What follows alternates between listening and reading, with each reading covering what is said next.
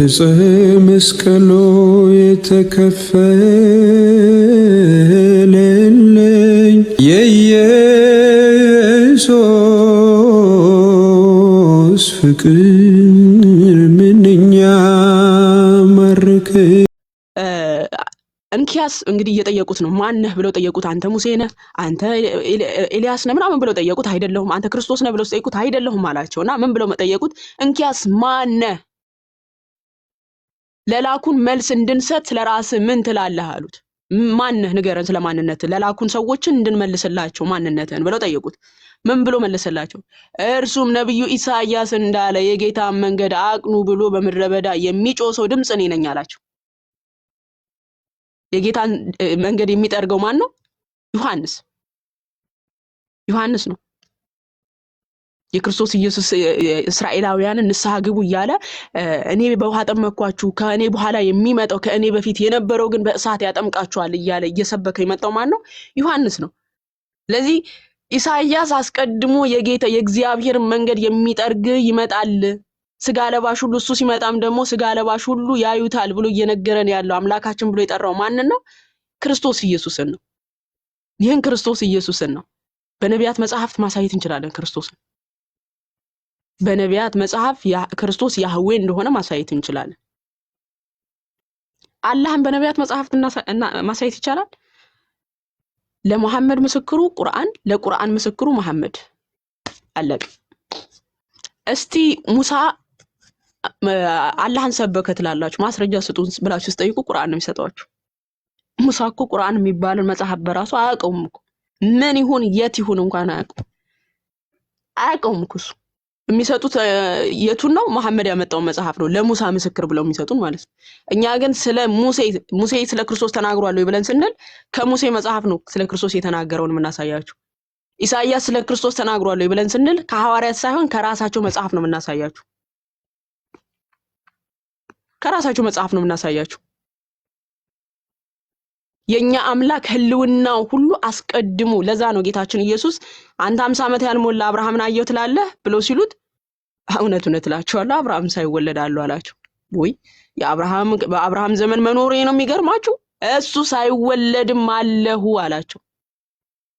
ሳይወለድም አለው። ስለዚህ በቅዱሳን ነቢያት ላይ ያደረ ያናገራቸው የነበረ ይህ አምላክ ነው። አላህ አልአወሉ አልአኺር ሲል በነቢያት ለመሰበኩ እንኳን ማስረጃ የለው። አንድ ሙሐመድ ብቻ ነው መጥቶ የተናገረው። አይዘው አንድ ሙሐመድ ብቻ፣ ምንም አይነት ምስክርነት የሌለው። ለሙሐመድ ምስክሩ አላህ፣ ለአላህ ምስክሩ ሙሐመድ። ከዚህ ውጪ ምንም አይነት ምስክር የለም። እኛ ምስክር ከየት ነው ያመጣንላችሁ? ከኢሳይያስ መጽሐፍ፣ ከሙሴ መጽሐፍ። ኦኬ፣ ኢሳይያስ የተናገረውን ሙሴ የተናገረውን ዳንኤልን ክፈትልኝ። እንደው ክርስቶስ እንደሚሞት አስቀድሞ የተናገረ ነብይ ላሳያችሁ። ትንቢተ ዳንኤል ምዕራፍ 9 ቁጥር 23 ጀምሮ ክፈትልኝ። ኦኬ፣ ሙስሊም ወገኖቻችን አሁን ኢየሱስ አልተሰቀለም ይሏቸዋል። በነቢያት ግን ኢየሱስ እንደሚሰቀል ነቢያት ያስተማሩት። አንድ ሙሐመድ መጣና ግን ኢየሱስ አልተሰቀለም ብሎ ካደ። ነቢያት ግን ይሄ ትምህርት እሙን የሆነ ትምህርታቸው ነው። ትንቢተ ዳንኤል ምዕራፍ 9 ከቁጥር 22 ጀምሮ። በጣም ይቅርታ ግን እቺን አንብቤ ጨርሳለሁ። ወንድሞች ትቀጥላላችሁ። እሺ፣ ትንሽ ከፍ በልልኝ። ቁጥር 21 ጀምሮ ቢክዬ ማን ወደሱ እንደመጣ እንግዲህ ጅብሪል ወደ መሐመድ መጥቶ ኢየሱስን አልተሰቀለም የሚል ትምህርት ሰጠው አይደል?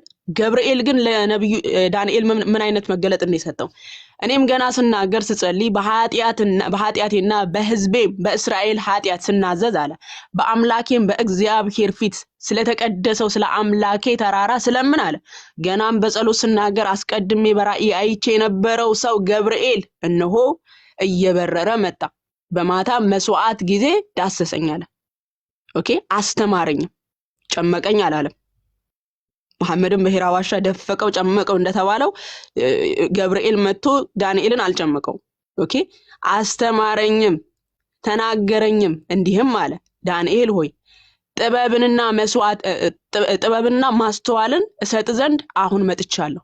አንተ እጅግ የተወደድክ ነህና በልመናህ መጀመሪያ ላይ ትእዛዝ ወጥቷልና እኔም እነግርህ ዘንድ ራእዩን መጥቻለሁ። አሁንም ነገሩን መርምር፣ ራእዩንም አስተውል። ኦኬ፣ ፊቱ መጽሐፍ የሌለን ነገር አንብብ እያለ እየጨመቀ እየደፈቀ አይደለም። እምነግርህን መርምር፣ ራእዩንም አስተውል፣ አመፃን ይጨርስ፣ ኃጢአትንም ይፈጽም፣ በደልንም ያስተሰሪ፣ የዘላለም ጽድቅ ያገባ፣ ራእይንም ትንቢትንም ያትም፣ ቅዱሰ ቅዱሳንንም ይቀባ ዘንድ በሕዝብህና በቅድስት ከተማ ላይ 70 ሱባኤ ተቆጥሯል አለ ቁጥር 25 ላይ። ስለዚህ ቁጥር 25 እንዲህ አለ፣ ስለዚህም እወቅ አስተውልም፣ ኢየሩሳሌምን መጠገንና መስራት ትእዛዙ ከሚወጣበት ጀምሮ እስከ አለቃው እስከ መሲህ ድረስ 70 ሱባኤና 62 ሰባ ይሆናል። እርሷም በጭንቅ ዘመን ከጎዳናና ከቅጥርም ጋር ትሰራለች። 62 ጊዜም ሰባትም በኋላ መሲህ ይገደላል አለ። ማን ነው ይሄንን መገለጥ የሰጠው ለዳንኤል? ገብርኤል። መሲህ እንደሚገደል፣ መሲህ እንደሚሞት። ለምን ነው የሚሞተው? አመፅን ይጨርስ፣ ኃጢአትንም ይፈጽም፣ በደልንም ያስተሰሪ፣ የዘላለምን ጽድቅ ያገባ፣ ራእይንም ትንቢትንም ያትም ዘንድ መሲህ የሚሞተው ነቢያት የተናገሩትን ትንቢታት ሁሉ ሊፈጽም እንደሚመጣ ተናገረ። ይሄንን መገለጥ የሰጠው ይሄንን ራእይ የሰጠው ማን ነው? ገብርኤል ነው። ለማን? ለዳንኤል። በ7ኛው ሴንቸሪ መጥቶ በአንድ ዋሻ ውስጥ ይዞ ጨምቆ ደፍቆ ኢየሱስ አልተሰቀለም ያለው አካል ግን ገብርኤል አይደለም። ገብርኤል አይደለም። መጥቶ ጨመቀው ይለናል እዚህ ጋር ዳንኤልን አላለንም። አይዞ፣ አትፍራ፣ አትደንግጥ፣ ምነግርህን አስተውል እያለው መጽሐፍ ሰጥቶ ፍለፊቱ አንብብ አላለውም እኮ መሐመድን። ምንም መጽሐፍ አልሰጠውም፣ እየጨመቀ እየደፈቀው ነበር። የኛ መልአክ ግን እንደዚህ አረጋግቶ የምነግርህን አስተውል እያለ እያረጋጋ የሰጠውን ቃል ይዞ ዳንኤልም ይሄን ጻፈልን ማለት ነው። ስለዚህ ነቢያት ሁሉ የሚያምኑት ትምህርት መሲህ እንደሚሞት ነው። መሲህ ክርስቶስ ኢየሱስ ስለሰው ልጆች ኃጢአት ቤዛ እንደሚሆን ነው። ኢሳይያስ 53 ሙሉ መመልከት ትችላላችሁ። መዝሙር 22ን ሙሉ መመልከት ትችላላችሁ። መዝሙር 22ና 16ን ያየ ሰው ወንጌል ላይ ነኝ ያለሁት ወይስ ብሉይ ኪዳን ላይ ነኝ ነው የምትሉት? ስለ ክርስቶስ ኢየሱስ መከራዎች ነው የሚናገረው ክፍሉ በሙሉ ማለት ነው። የት ነው ያለሁት? ብሉይ ኪዳን ላይ ነው ወይስ አዲስ ኪዳን ላይ እስክትሉ ድረስ ነው የክርስቶስ ኢየሱስ መከራ የሚነግራችሁ አስቀድሞ ማለት ነው። ኦኬ፣ ስለ ክርስቶስ ኢየሱስ መከራ የሚነግራችሁ አስቀድሞ ዳዊት ይሄንን ስላመኑበት፣ አስቀድሞ ቅዱሳን ነቢያት ክርስቶስ ኢየሱስ መጥቶ እንደሚሞት አስቀድሞ በትንሣኤ ስላወቁት። መዝሙር 3 ቁጥር 16ን ክፈትላቸው ይሄንን እንድትረዱት። እሺ በቃ መዝሙር 3 ቁጥር 16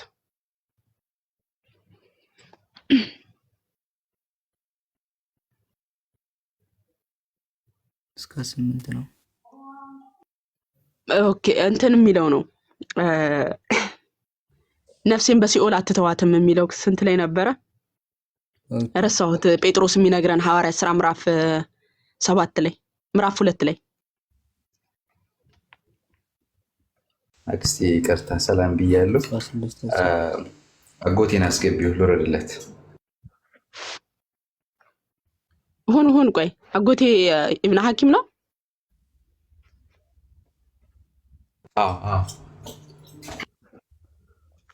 አንዴ ቆይ ላውጣልህና እንትን ታወጣልናለሽ። ይኸውላችሁ መዝሙር 16 ላይ ነው ቁጥር 3 ያልኩ ምዕራፍ 3 ያልኩ ሶሪ። እንዲህ ይላል ከቁጥር 8 ጀምሮ እንዲህ ይላል፣ ሁልጊዜም እግዚአብሔርን በፊቴ አየዋለሁ አለ። ስልጣን ያላቸው አጎቴን አስገቡት። ሁልጊዜም እግዚአብሔርን በፊቴ አየዋለሁ፣ ቀኜም ነውና አልታወክም አለ። እግዚአብሔር ምን ነው? ቀኝም ነው አልታወክም። ስለዚህ ልቤን ደስ አለው፣ ምላሴም ሐሴት አደረገች፣ ስጋዬም ደግሞ በተስፋ ታድራለች። ነፍሴም በሲኦል አትተዋትምና ቅዱስን መበስበስ ያይ ዘንድ አትተወውም አለ። የሕይወትን መንገድ አሳየኸኝ፣ ከፊትህ ጋር ደስታን አጠገብከኝ፣ በቀኝህም የዘላለም ፍስሐ አለ። ዳዊት አስቀድሞ በመንፈስ ቅዱስ አውቆ የክርስቶስ ኢየሱስ ሞትና ትንሣኤ እየነገረ ነው። ሐዋርያት ሥራ ምዕራፍ 2 ቁጥር 21 ጀምሮ ክፈትልኝ። ቅዱስ ጴጥሮስ ደግሞ ምን እንደሚለን አስቀድሞ ዳዊት ስለ ክርስቶስ ኢየሱስ ሞትና ትንሣኤ ነው እየነገረን ያለው። ኦኬ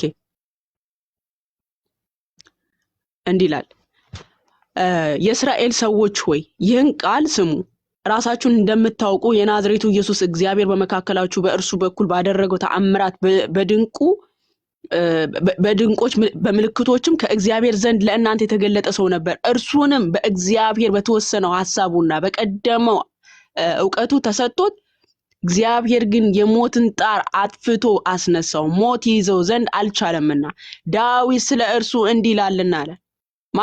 ዳዊት ስለ እርሱ እንዲህ ይላልና ጌታ ሁልጊዜ በፊት ያየሁት እንዳልታወክ በቀኝ፣ አሁን ያነበብነውን ቃል ማለት ነው፣ እንዳልታወክ በቀኝ ነውና፣ ስለዚህ ልቤን ደስ አለው፣ ልሳኔም ሐሴት አደረገ፣ ደግሞም ሥጋዬም በተስፋ ያድራልና። ነፍሴም በሲኦል አትተዋትምና ቅዱስህን መበስበስ ያይ ዘንድ አትሰጠውም። የሕይወትን መንገድ አሳወከኝ፣ ከፊትህ ጋር ደስታን ትሞላብኛለህ።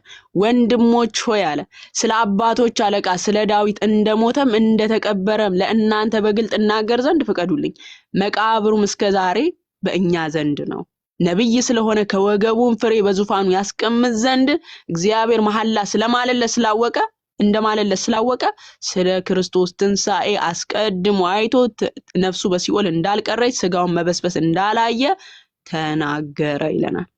ዳዊት አስቀድሞ የክርስቶስ ኢየሱስ ሞትና ትንሣኤን አስቀድሞ ስላወቀ ሥጋዬን መበስበስን አላየችም እያለ ይናገራል። ነቢያት ሁሉም የሚያምኑት የክርስቶስ ኢየሱስ ሞትና ትንሣኤ ነው። በቃ ይኸው በነቢያት እሙን የሆነ ትምህርታችን ነው። የክርስቶስ ኢየሱስ ትንሣኤ ሞቱና ትንሣኤው በነቢያት ግልጽ የሆነ ትምህርት ነው። አንድ ግለሰብ መቶን የተቃወመው አንድ ሙሐመድ መቶ ማለት ነው። ይሄ ሁሉ ነቢያት እየመሰከሩለት ኢሳይያስ 53 ሙሉ አውዱን ብትመለከቱ ክርስቶስ መከራን እንደሚቀበል ስለኛ ኃጢያት ስለኛ ስለበደለኞቹ መከራን እንደሚቀበል በእርሱ ቁስል እኛ ተፈወስን እያለ ነው የሚነግረን ኢሳይያስ። ሙሉ ነቢያት ይሄ ሆኖ ትምህርታቸው አንድ ግለሰብ መጥቶ ሊያውም በሐሳቻ ሰዓት መጥቶ ጨምቆ ደፍቆ የተገለጠለትን መገለጥ ይዞ አይ ኢየሱስ አልተሰቀለም፣ ኢየሱስ አምላክ አይደለም ማለት ኦኬ። ይሄው ቁጥር 4 ጀምሮ ምን ይለናል ነብዩ ኢሳይያስ? በእውነት ደዌያችንን ተቀበለ ሕመማችንንም ተሸክሟል፣ እኛ ግን እንደተመታ በእግዚአብሔርም እንደተቀሰፈ እንደተቸገረም ቆጠርነው። እርሱ ግን ስለመተላለፋችን ቆሰለ፣ ስለበደላችንም ደቀቀ። የደህንነታችንም ተግሣጽ በእርሱ ላይ ነበረ፣ በእርሱም ቁስል እኛ ተፈወስን አለ። በክርስቶስ ኢየሱስ ቁስል ነው የተፈወስነው። ይሄው ነቢያት በእርሱ ቁስል እንደተፈወሱ ነው የተናገሩት። ነቢያት ደግሞ ይሄንን አምላክ በተስፋ ይጠብቁት ነበር። ኢሳይያስ 64ን ክፈትላችሁ።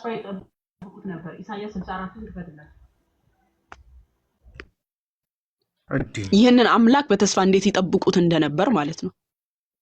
ኢሳይያስ 64 ቁጥር 1 ጀምሮ አቤቱ ተራራን ቀደህ ውረድልን ብለው ይለምኑት እንደነበር ማለት ነው። ከቁጥር 1 ጀምሮ ምን ይላሉ መሰላችሁ? ውረድልን ብለው ይለምኑት። ይኸውላችሁ ቁጥር 1 ላይ ነቢያቶች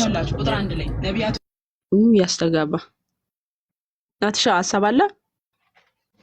በቃ ይሄን ብዬ እጨርስላችሁ። ሚውት አድርግ ልለው ነበር።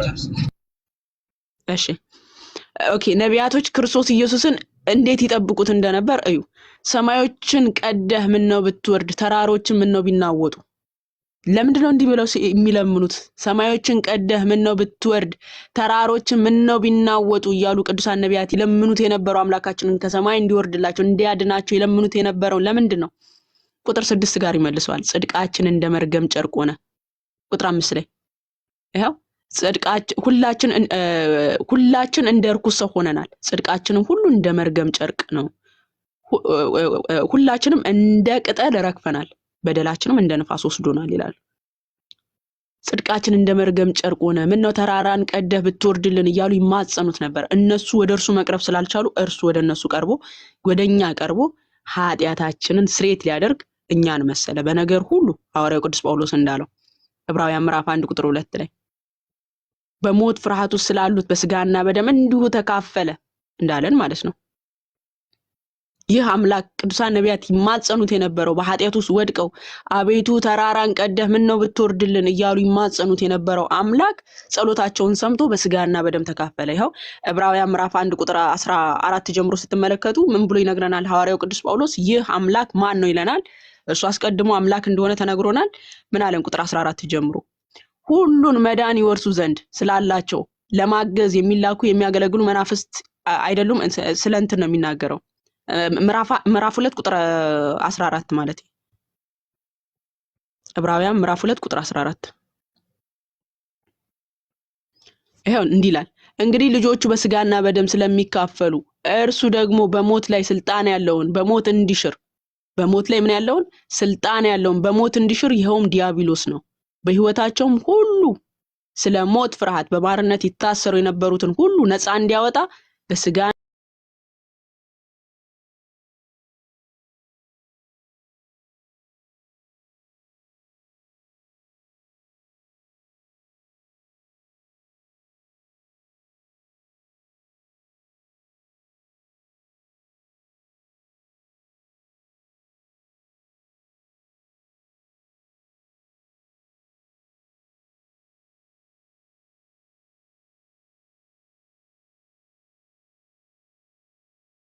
ነው።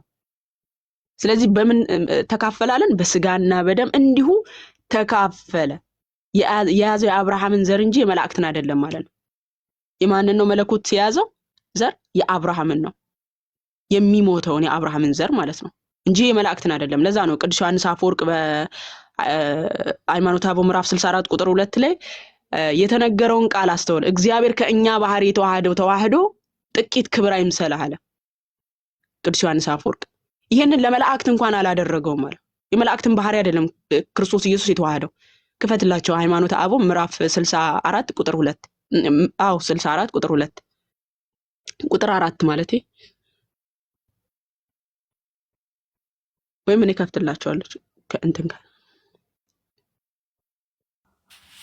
ለዛ ነው ሐዋርያው ቅዱስ ጳውሎስ የያዘ የአብርሃምን ዘር እንጂ የመላእክትን አይደለም ብሎ እንደተናገረው እሺ ይኸውላችሁ። ኦኬ ቁጥር 4 ላይ ሄድ። ኦኬ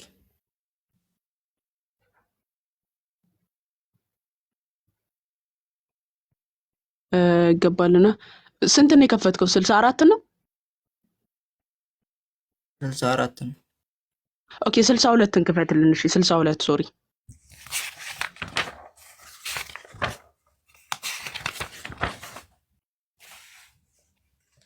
ያ ሐኪምን አስገቢው ማማዬ፣ እኔ ስልጣኑን ስላልሰጠሽኝ ነው።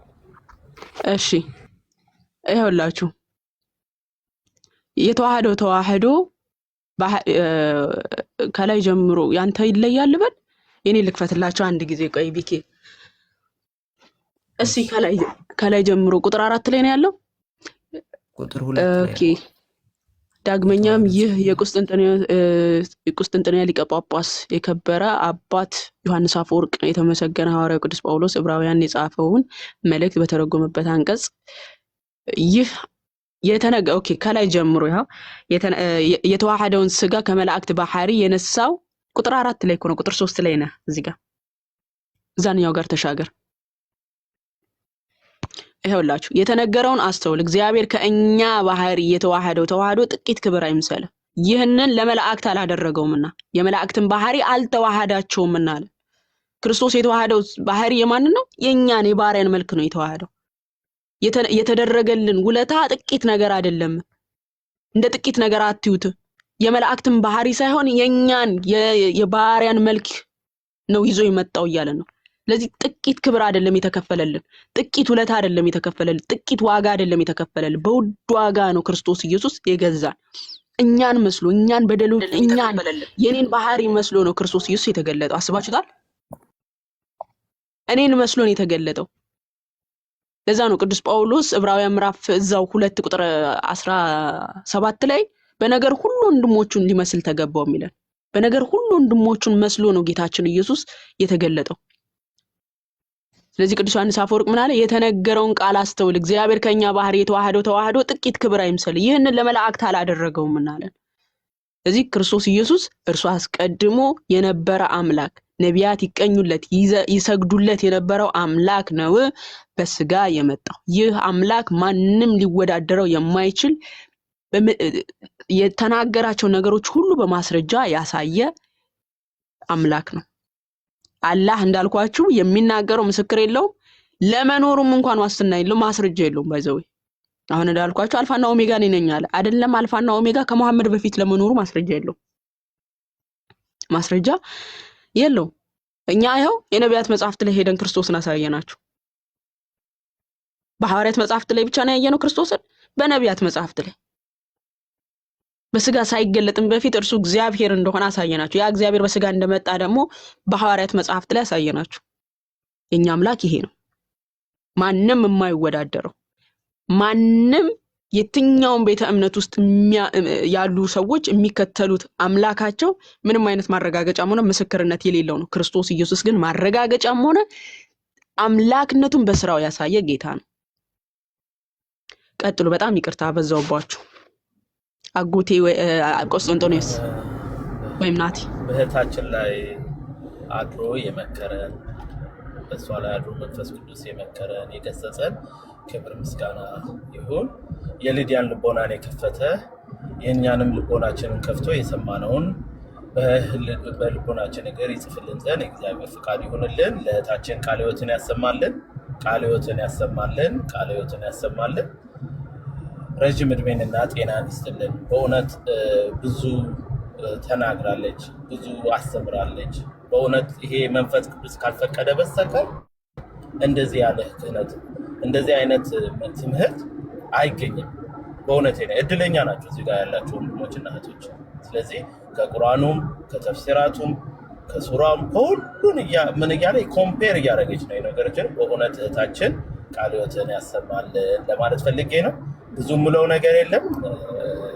በእውነት ጌታችን መድኃኒታችን ኢየሱስ ክርስቶስ እስላሞች ወይም ሙስሊሞች ወንድሞቻችን እያሳደዱት ነው፣ ገና እየሰቀሉት ነው።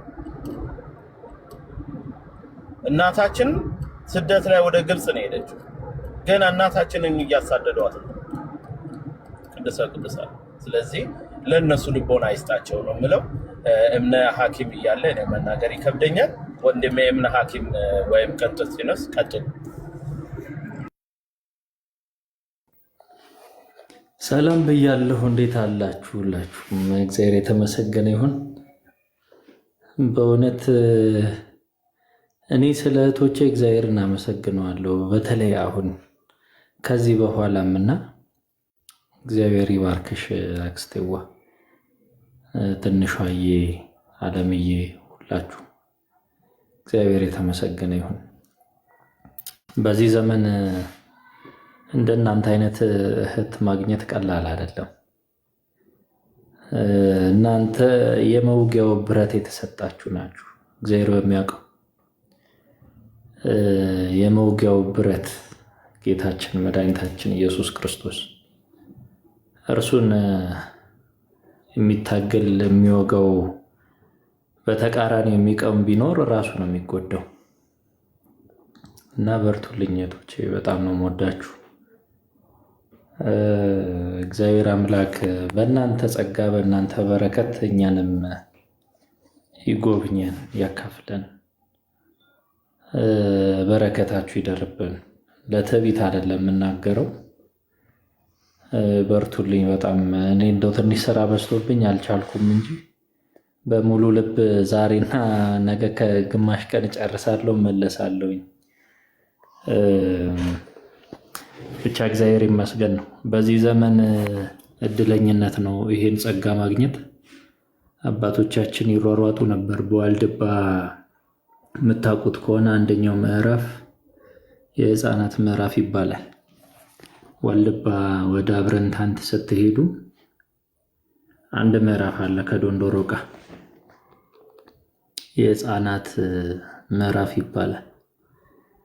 ያኔ ህፃናት የነበሩ እንዲሁም ሌሎች መነኮሳት እየሮጡ በግብፅ ምድር የተነሳው መከራን አስበው እየሮጡ እንዳያመልጥህ፣ ሰማዕትነት እንዳያመልጥህ እየተባባሉ ይሮጡ ነበር፣ ወደ ሰማዕትነቱ ማለት ነው። እና ጌታችን ሁለት ህፃናትን እንግዲህ በዛ መሰረት ምን እንዳላቸው የሚነገርበት ታሪክ ነው። እና በዚህ ዘመን ይህንን ጸጋ ማግኘት ቀላል ነገር አይደለም። እግዚአብሔር አምላክ ያበርታችሁ፣ ለመልካም ደግሞ ቆመን ምን መሰከር ያደርገን። ቀላል አይደለም እና እግዚአብሔር ይመስገን ስለናንተ። እግዚአብሔር እናመሰግናለን። አንድ ታሪክ ልጨምርላችሁ።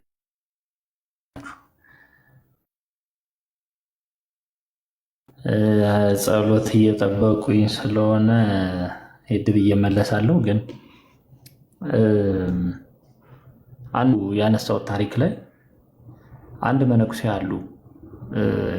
ያረፍንበት ቦታ ነበረ። ከዕለታት አንድ ቀን በአንደኛው ጊዜ ሄደን አረፈን። እዛ ዋልድባ ማለት ነው አብረን። ከዛ አንድ አባት የኪድ ኪንታሮት አለባቸው። ያን ኪንታሮታቸውን በእንጨት ያግሉና የተለየ አይነት እንጨት አለ። በዛ እንጨት ይተኩሱታል፣ በእሳት ማለት ነው። እሳቱ ቀይ ሲሆን ያን ኪንታሮት ይተኩሱታል።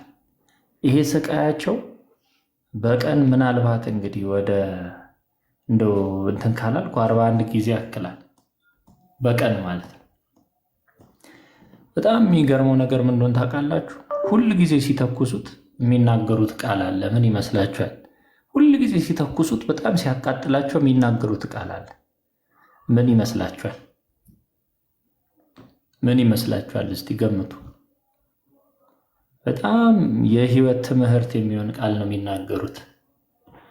እግዚአብሔር ይመስገን ይላሉ። ልክ ሲተኩሱት አንዳንዴ ድምፁ ሁሉ ይሰማል። ተመስገን ተመስገን ይላሉ። እግዚአብሔር ይመስገን። እየተኮሱት እኮ ነው በእሳት ራሳቸውን። እና የአባቶቻችንን ተጋድሎ አኗኗር በረከት በስቃይ ውስጥ ሆነው ሳሉም በተለያዩ ሁኔታ ውስጥ ሆነው ሳሉ እግዚአብሔር ይመስገን የሚሉበት ያ ፍቅር፣ የክርስቶስ ፍቅር በውስጣችን እንዳለ የሚያሳዩን ወንድም እህቶች ናቸው። በውስጣቸው እንዳለ እና ይሄ ከምንም በላይ ጸጋ ነው፣ መባረክ ነው። እግዚአብሔር ከዚህ በላይ ይባርካችሁ፣ ቃለ ሕይወት ያሰማልን። እግዚአብሔር ይመስገን። ነገንም እግዚአብሔር እናመሰግነዋለን። የፈለግንበት ቦታም ብንሆን እግዚአብሔር እናመሰግነዋለን። ወንድሞቻችን ያልገባቸው አንድ ነገር አለ። እህቶቻችን ያልገባቸው አንድ ነገር አለ። እሱ ምንድን ነው? ልክ እንደዚህ ባህታዊ መነኩሴ ሲተኩሱን እግዚአብሔር ይመስገን እንደምንል አያውቁ። ያ ፍቅር በውስጣችን እንደሚበረታ አያውቁ። ሳይኮሎጂ ታውቁታላችሁ። አንድ ባል ስለ ሚስቱ መከራን በተቀበለ ቁጥር ፍቅሩ ይጨምራል። ይሄ አንድ ሰው እንግዲህ ልክ ጌታችን እንዳለ እኮ ነው፣ ገንዘቡ ባለበት ልቡ በዛ አለ ብሏል። ገንዘቡ ባለበት ልቡ በዛ አለ ነው። የእኛ ደግሞ ገንዘብ ክርስቶስ ነው። ገንዘብ አድርገን የያዝነው ኃይል አድርገን የያዝነው ክርስቶስን። እርሱን ስለያዝን ደግሞ ልባችን በሱ አለ እና በጣም የማይረዱት ነገር ሙስሊም ወገኖቻችን በተኮሱን ቁጥር እግዚአብሔርን እናመሰግናለን። አያችሁ፣ ልባችን ገንዘባችን በሆነው ክርስቶስ ላይ ስለሆነ ማለት ነው። እና በደንብ ተኩሱን ሙስሊም ወገኖቻችን፣ ተኩሱን በደንብ በእሳትም ይሁን በምንም ይሁን። በረከታችን ደግሞ በሰማይ ሲጨምራል። እና የማይገባቸው ነገር ቢኖር ምንንም አለመፍራታችን ነው። ምንንም አለመፍራታችን በፍርድ ቤት ስንቆም ብንቆም እንኳን የምንናገረውን በአፋችን የሚያደርግ እግዚአብሔር ነው እና ልቦና ይስጣቸው። እኛ እንመረቃቸዋለን። የሚያሳድዷችሁን መርቁ ስለሚል እንመረቃቸዋለን። እኔ ከራሴ ጋር እንደው ንግግር ላይ ነበርኩኝ። እንደው አሁን ብዙ መረጃዎችን ማግኘት እንችላለንና እንደው ወስደን እንማግዳቸው ይሆንን እንልና ደግሞ አይ የሚያሳድዷችሁን መርቁ እኮ ነው የሚለው። የጸጋ የበረከት ምንጭ እየሆኑን ነውና በሌላኛው አንጻር ደግሞ እስቲ ቆይ እንላለን። እና ወንድሞቻችን ሙስሊም ወገኖቻችን እግዚአብሔር ልቦና ይስጣችሁ። በዚህ መካከል የሚመለሱ ልቦናቸውን የሚገዙ ወደ እግዚአብሔር የሚመጡ ብዙ ሙስሊሞች እንዳሉ እርግጠኞች ነን። መከራ፣ ሐሳብ፣ ጭንቀት በበዛበት ሰዓት ላይ የብዙ ሰዎች የብዙ ክርስቶስን የካዱ ሰዎች ልብ ይመለሳል። የብዙ ወላዋዮች ልብ ደግሞ ይሸፍታል።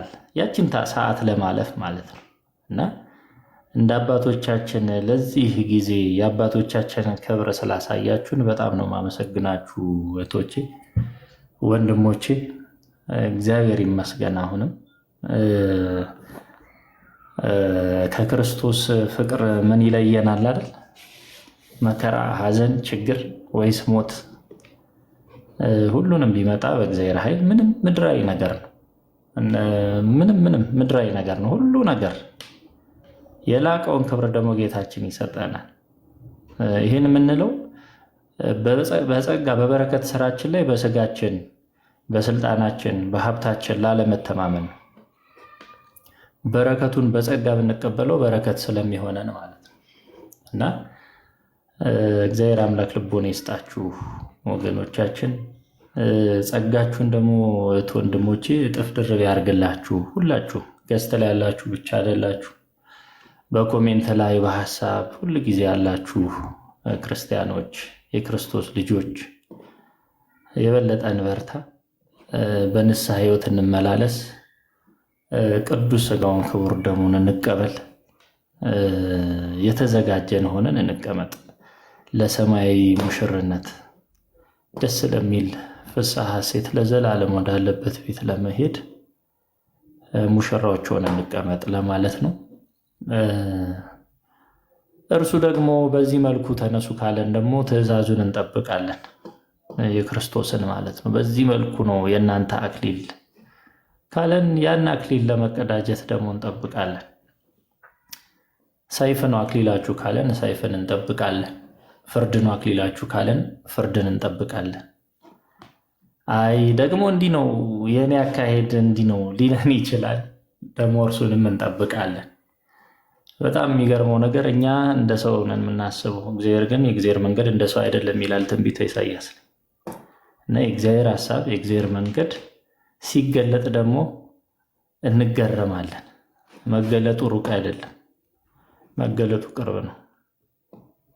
እኛን ባሉበት አባባል ራሳቸውን የሚሉበት ጊዜ ይመጣል። በደንብ ስሙኝ።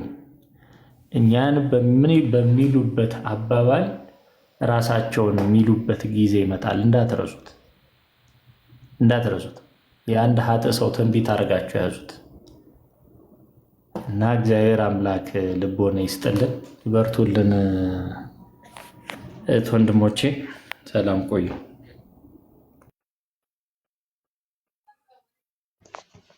እናመሰግናለን አጎቴ፣ ቃሌት ያሰማልን።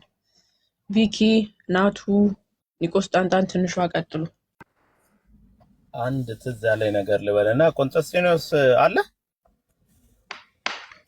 ዝም ብሏል። ቆስጠንጢኖስ አይደለም ኒቆስጣንጣን። አፋችንን ተቸገርን እኮ። ኒቆስጣንጣን ቆስጠንጢኖስ። ኤኒዌይ አንድ ትዝ ያለኝ ነገር አለ ማማ።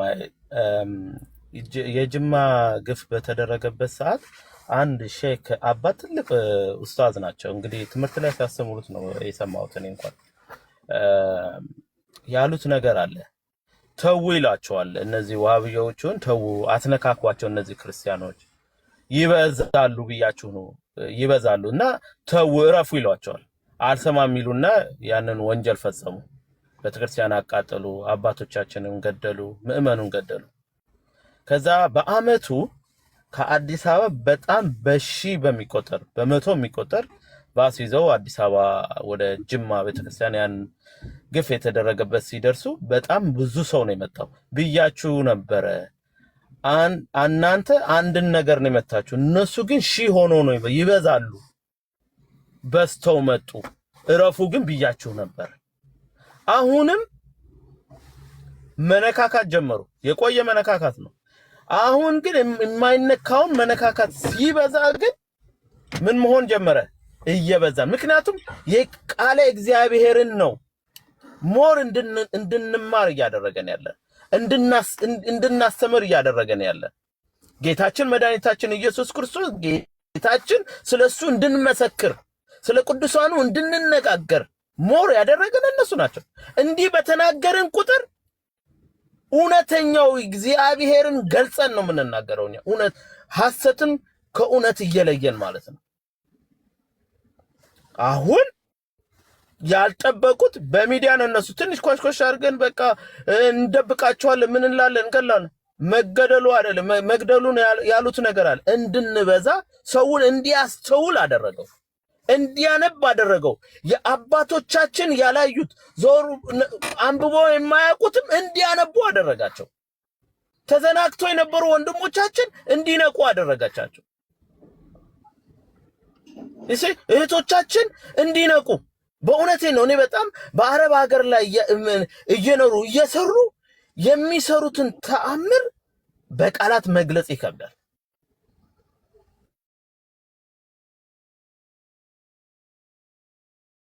ቅድስት አርሴማ ዳግም እንደተወለደች ነው።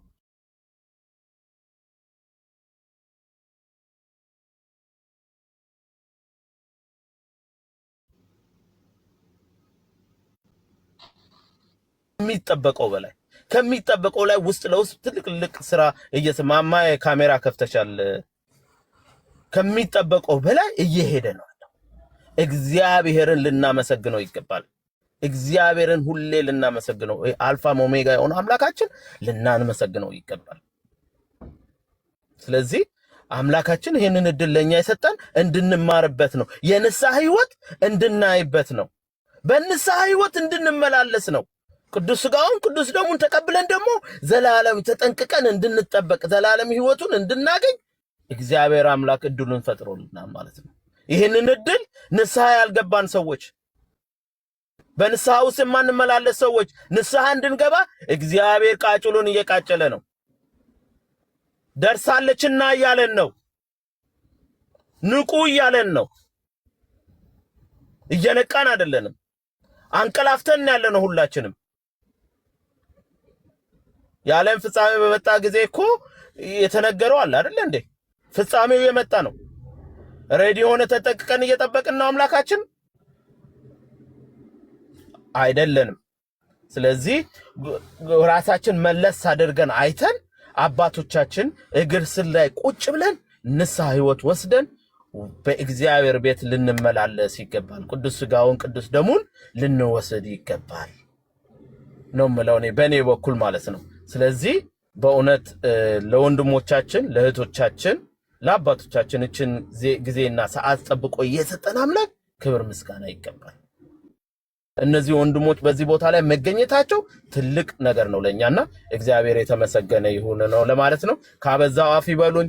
የአፍ ወለምታ ካለ ደግሞ አባቶች ወንድሞች እዚህ ጋር ካላችሁ ልታርሙኝ ትችላላችሁ ለማለት ነው። እግዚአብሔር ይስጥልኝ፣ ያክብርልኝ።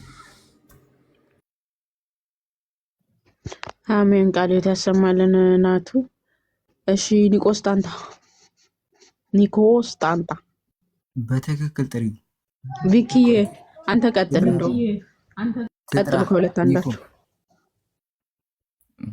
በደንብ እንዲህ እስካሁን ለምንድን ነው ይህን ልጅ የምታሰቃዩት? ስሙን በስትክክል ሳትጠሩ መከራ በላን እኮ በ900 ምናምን ሰው ፊት ታሽኮረመመኛለህ። ኤኒሃው ማማይ አክቹዋሊ እኔ አሮ ነው ከዚህ በፊትም እንዴት ማመስገንና እንትን ማለት እንዳለብኝ አላውቅም፣ ግን ቃልዮት ያሰማልን፣ እግዚአብሔር ያክብርልን። የምሬን ነው። አክቹዋሊ አርሊ ታይም የነበሩ ሴት እናቶቻችንን ነው ትዝ የምታስቢን። እነ ሳራ ያው ለአንደበት ሊመስል ይችላል፣ ግን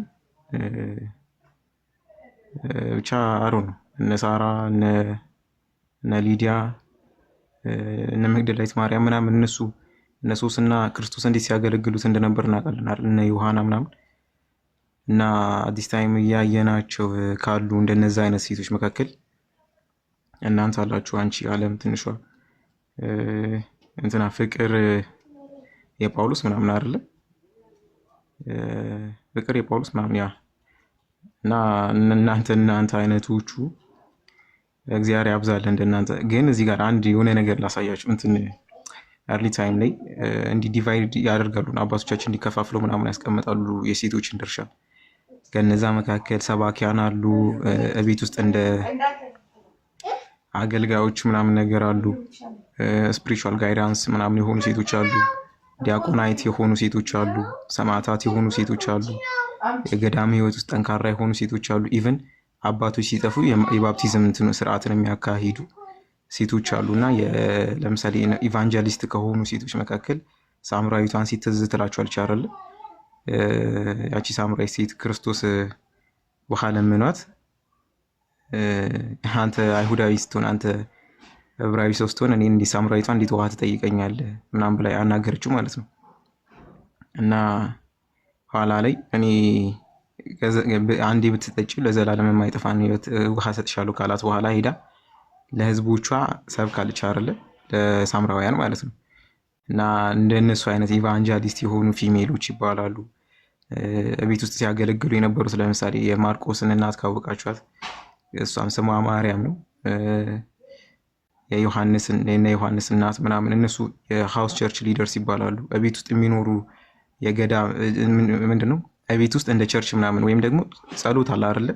ለምሳሌ ሐዋርያት ስራ ላይ ስትመለከቱ እነ ማቲያስ ምናምን ሲሾሙ የነበረው ጸሎት ላይ የነበሩት ሴቶች ምናምን እንደነዛ አይነት ሴቶች አሉ። የነ ዮሐንስ የነ ማርቆስ ምናምን እናት ማለት ነው።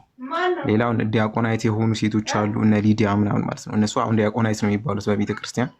እንደነሱ አይነት ጠንካራ ሴቶች አሉ። ሰማዕታት አሉ፣ እነ ሴሲሊያ፣ እነ ቅድስት አርሴማ፣ በጣም ብዙ እህቶችን መጥቀስ እንችላለን። ማርያም ግብፃዊት፣ እሷ ሞናስቲሲዝም ውስጥ ነው የምትመደበው፣ ግን ኤኒሃው ሰማዕትም ናት።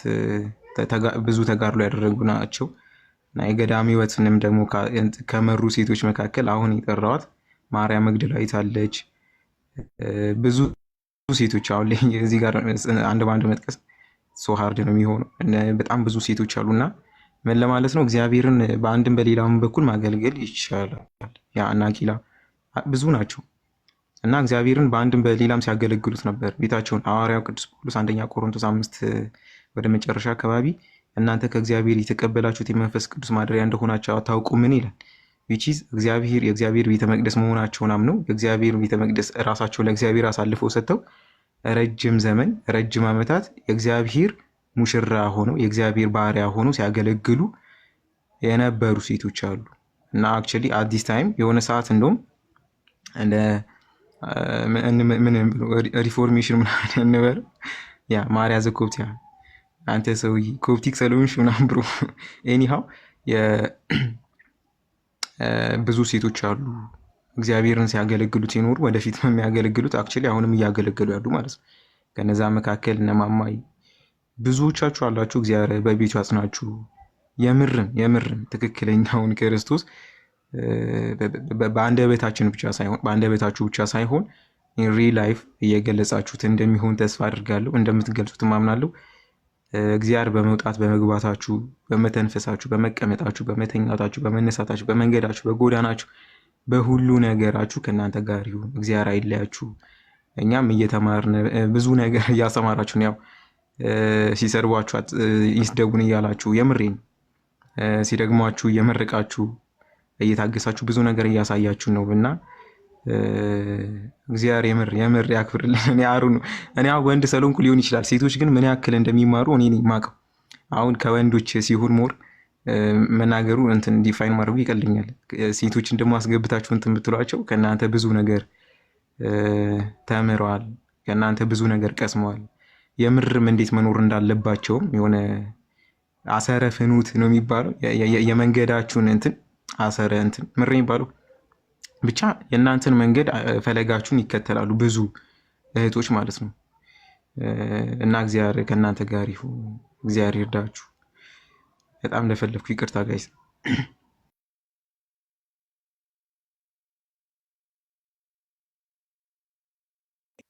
ወገን ቃለ ሕይወት ያሰማልን። ስልክ ይዤ ነበርና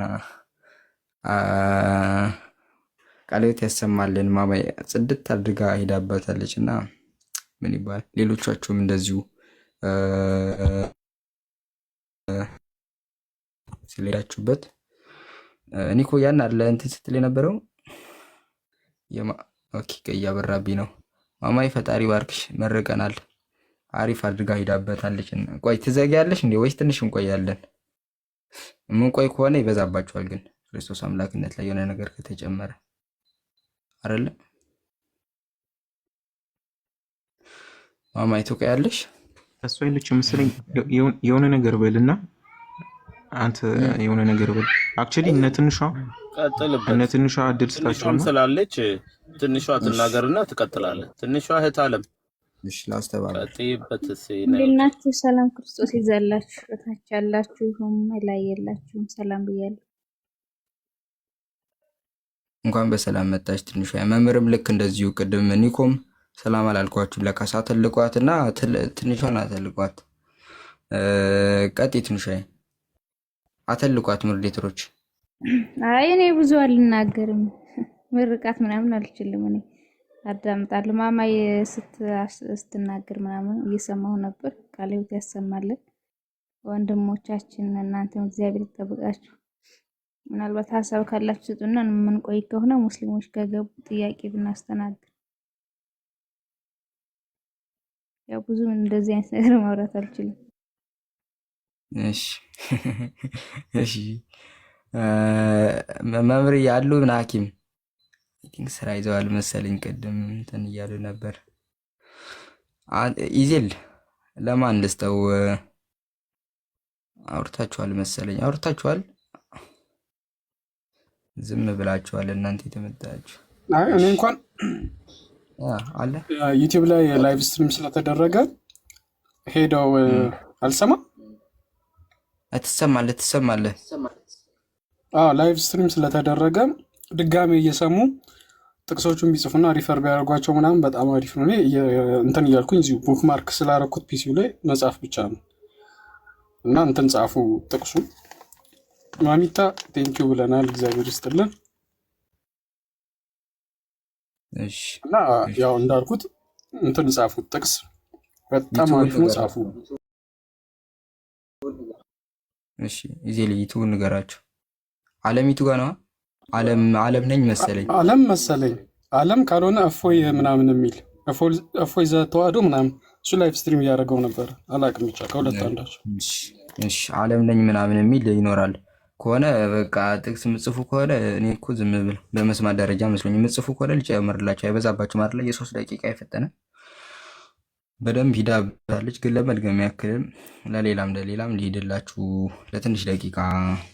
እሺ የክርስቶስን አምላክነት በተመለከተ ማለት ነው። ምናልባት ከሐዋርያን አተለቃችሁኝ ወይ ጉድ። እሺ ሐዋርያንን ከሚከተሉ ተላውያን ሐዋርያት ከሚባሉ አባቶችም ጥቂቶቹን እንመለከታለን። እነሱም ስለማያልቁ ማለት ነው። ከመጽሐፍ ቅዱስ ግን ትንሽ 1-2 ላስቀምጥላችሁ ምጽፉ ከሆነ ማለት ነው። 1-2 አስቀምጬላችሁ ልለፍና እንደዛ እናደርጋለን። ኦኬ ኢየሱስ ክርስቶስ እንደ ክርስቲያኖች አምላክ ነው።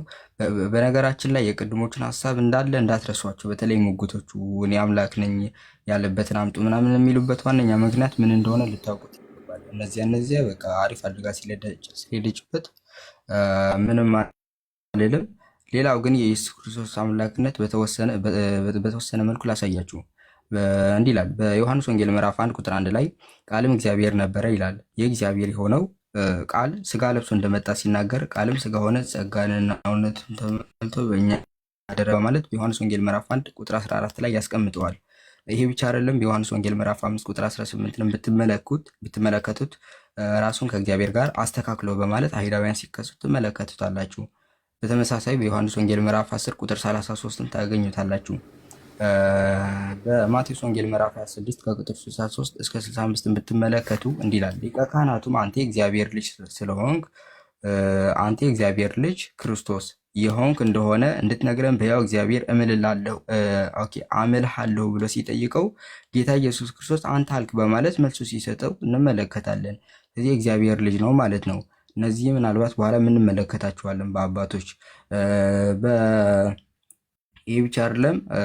በብሉይ ኪዳን ለእግዚአብሔር የተነገረለት ነገር አለ። አንተ ግን ያው አንተ ነህ ተብሎ ለእግዚአብሔር በመዝሙር 102 ከቁጥር 25 ከ27 ላይ ተጽፏል። ይህንኑ ነገር ደግሞ በተመሳሳይ ለኢየሱስ ክርስቶስ ተቀጽሎለት ታገኛላችሁ። በየትኛው በዕብራውያን 1 ከቁጥር 8 እንዲህ ይላል።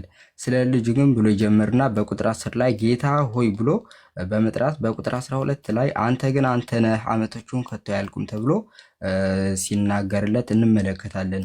በትንቢተ ኢዩኤል ምዕራፍ 2 ከቁጥር 31 እስከ 32 ብትመለከቱ የእግዚአብሔር ስም የሚጠራ ሁሉ ይድናል ይላል።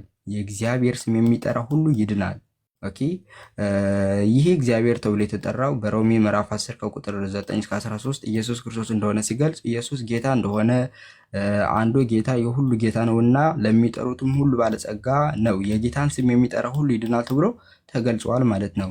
በትንቢተ ኢሳይያስ ምዕራፍ 8 ከቁጥር 13 ብንመለከት እንዲላል የሰራዊትን ጌታ እግዚአብሔር ቀድሱት በማለት ያስቀምጣል። እዚህ ስፍራ ላይ እግዚአብሔር ተብሎ የተጠራው ኢየሱስ ክርስቶስ እንደሆነ በአንደኛ ጴጥሮስ ምዕራፍ 3 ከቁጥር 15 ላይ ጌታን እርሱም ክርስቶስን በልባችሁ ቀድሱት ተብሎ ተገልጿል። የምፈጥነው እንዳልይዛችሁ ነው። እሺ በተመሳሳዩ ከትንቢተ ኢሳይያስ እንወጣ፣ ቅድምም እያየነው ነበር።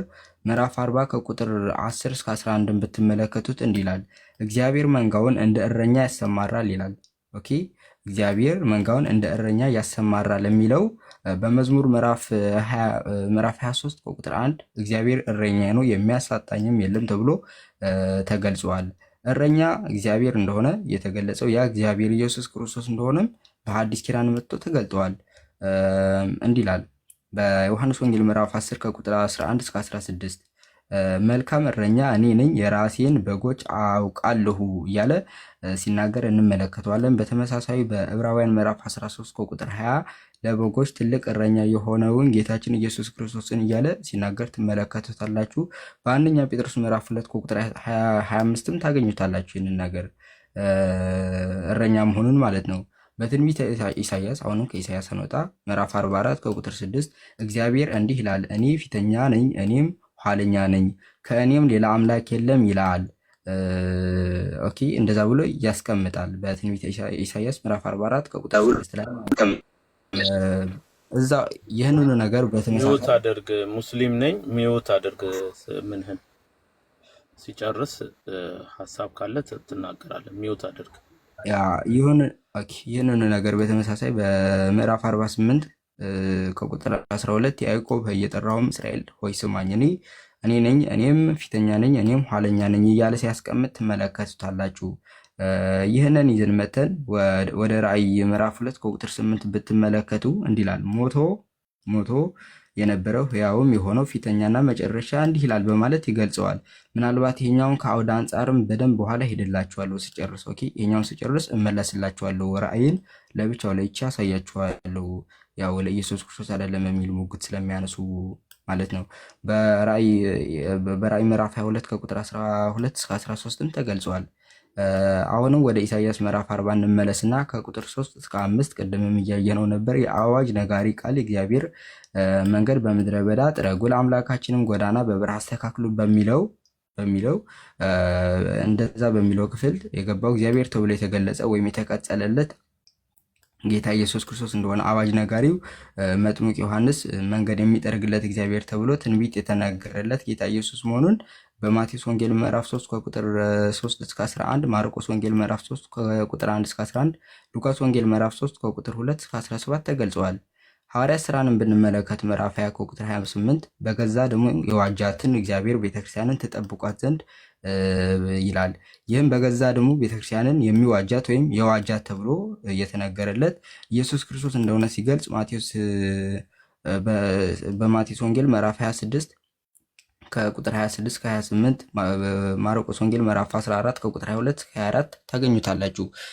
የቤተክርስቲያንን በገዛ ደግሞ የዋጃት እግዚአብሔር ተብሎ ተገለጻለ በሐዋርያት ሥራ። ቤተክርስቲያን የዋጃት ደግሞ ማን እንደሆነ ሲገልጽ አሁን በሰጠኋችሁ ጥቅስ ታገኙታላችሁ ማለት ነው።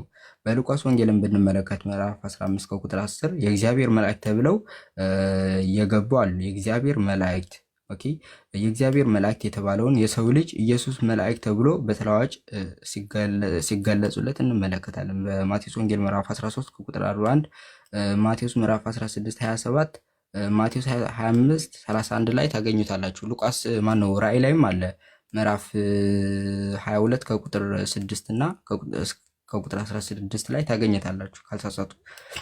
በመዝሙር በራሱ ብንመለከት በእግዚአብሔር ስም የሚመጣ ብሩክ ነው።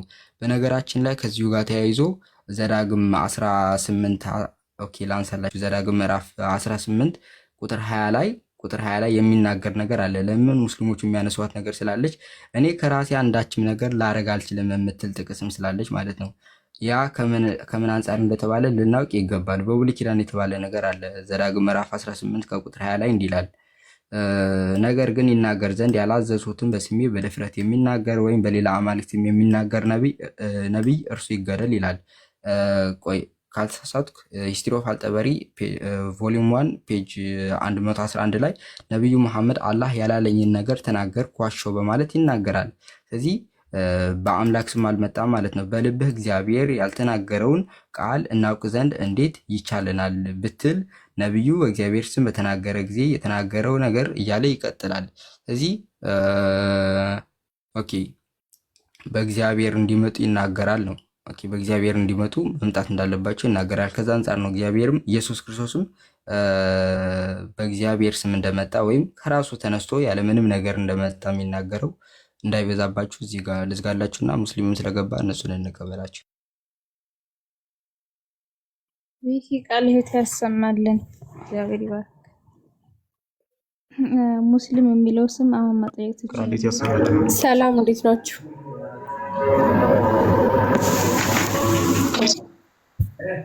ይሰማል?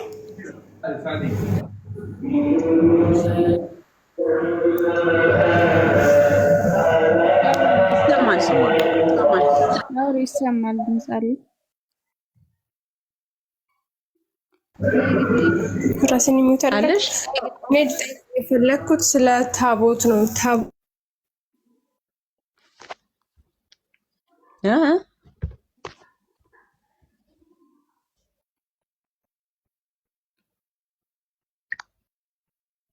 ይሰማችኋል? ድምጿ ተቋርጧል። ማማዬ ተቋርጧል።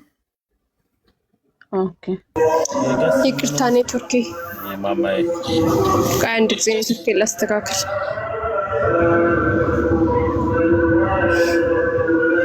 አኪስ ስለ ታቦት እንድታስረዱ ነው የምፈልገው። ታቦት ማለት ምን ማለት ነው? ስለ ታቦት ምን ማለት እንደሆነ ንገሩኝና ከዛ ጥያቄ ጠይቃችኋለሁ እየጨመርኩ ማለት ነው።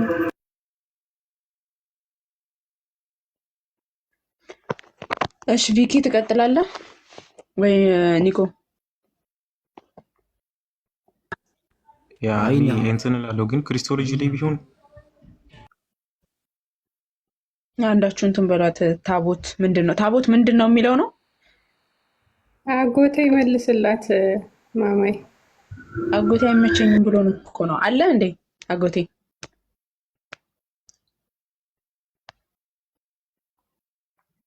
የለም። እሺ ቪኪ ወይም ኒኮ ቀጥሉ። በቃ ታቦት ምንድን ነው የሚለው ኒኮ አለ ትቀጥላለህ? ቀጥል።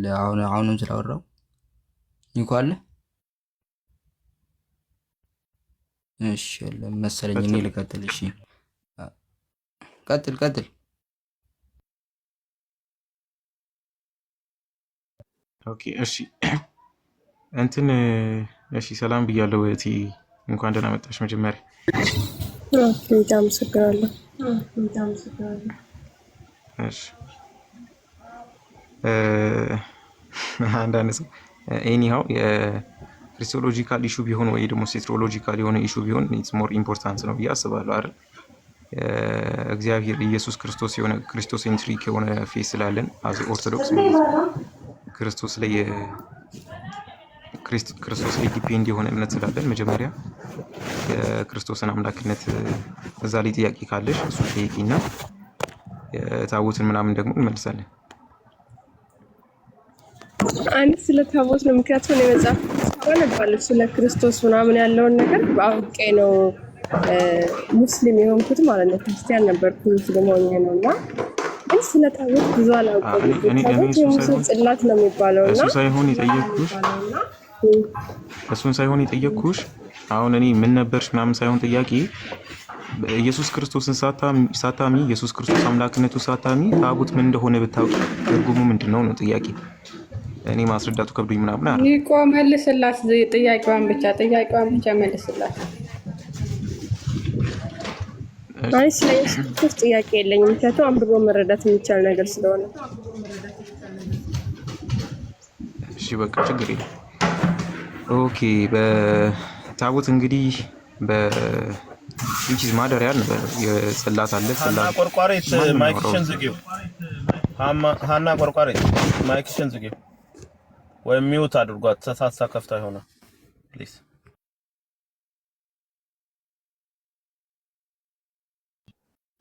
ቀጥሎ ወንድሜ። እሺ ከብሉይ ኪዳን የብሉይ ኪዳኑን ልንገርሽ ወይስ አዲስ ኪዳን የትኛውን ይፈልግሽ? በቃ ታቦት ቀጥታ ምን እንደሆነ ታቦት ማለት የሙሴ ጽላት ነው አይደለም የሚባለው? የሙሴ ጽላት ከሰማይ የወረደ ከሆነ አንድ ነው አይደለም መሆን ያለበት? እንዴት በየቦታው ታቦት ሊሆን ቻለ? በየቤተ ክርስቲያኑ እንደዛ። ኦኬ እሺ በአጭሩ ታቦት ምንድነው? እግዚአብሔር የሚገለጥበት እግዚአብሔር እንግዲህ በብሉይ ኪዳን ለሙሴ ምን ሰጥቶታል? ትእዛዝ ሰጥቶታል። 10 ትእዛዛት ማለት ነው። 10 ትእዛዛት ሰጥቶታል።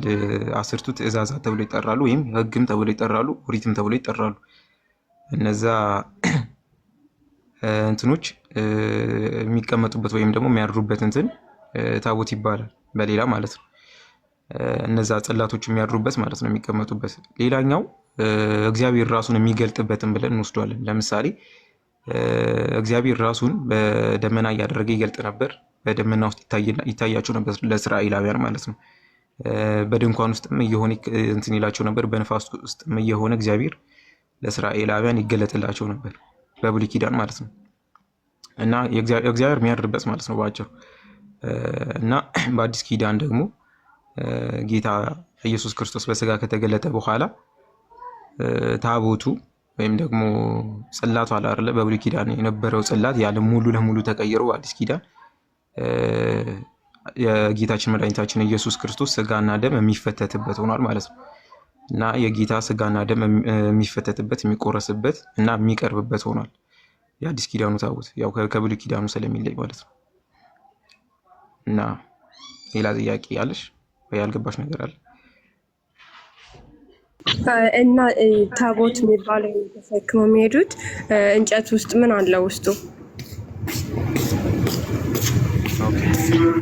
ምንም እንትን የለም ውስጡ የተለየ ነገር የለም። ጽሁፍ አለበት፣ በትልቁ የተጻፈ ጽሁፍ አለ። ምን ይላል? ጉልበት ሁሉ ለጌታ ለኢየሱስ ክርስቶስ አልፋና ኦሜጋ፣ አልፋ ወኦ የሚል ጽሁፍ አለበት። ጉልበት ሁሉ ለክርስቶስ ስም ይንበርከክ የሚል ጽሁፍ አለበት። ያ ነው ያለበት። ያንን ነው የያዙት አባቶች። ያ በብሉይ ኪዳን 10ቱ ትእዛዛት በብሉይ ኪዳን 10ቱ ትእዛዛት ነበሩ። ደግሞ ፊልጵስዩስ ምዕራፍ 2 ቁጥር 10 ላይ ያለው ጥቅስ አልፋና ኦሜጋ ጉልበት ሁሉ ለኢየሱስ ክርስቶስ ስም ይንበርከክ የሚለው ብቻ ነው ያለበት። አሁን ምን ብለሃለች ኒኮ? በዛው ዳስላት። ለምንድን ነው ለሙሴ የተሰጠው አንድ ጽላት ከሰማይ የወረደ ነው የሚል ትምህርት የለም እህታችን። ራሱ ሙሴ ነው የሰራው።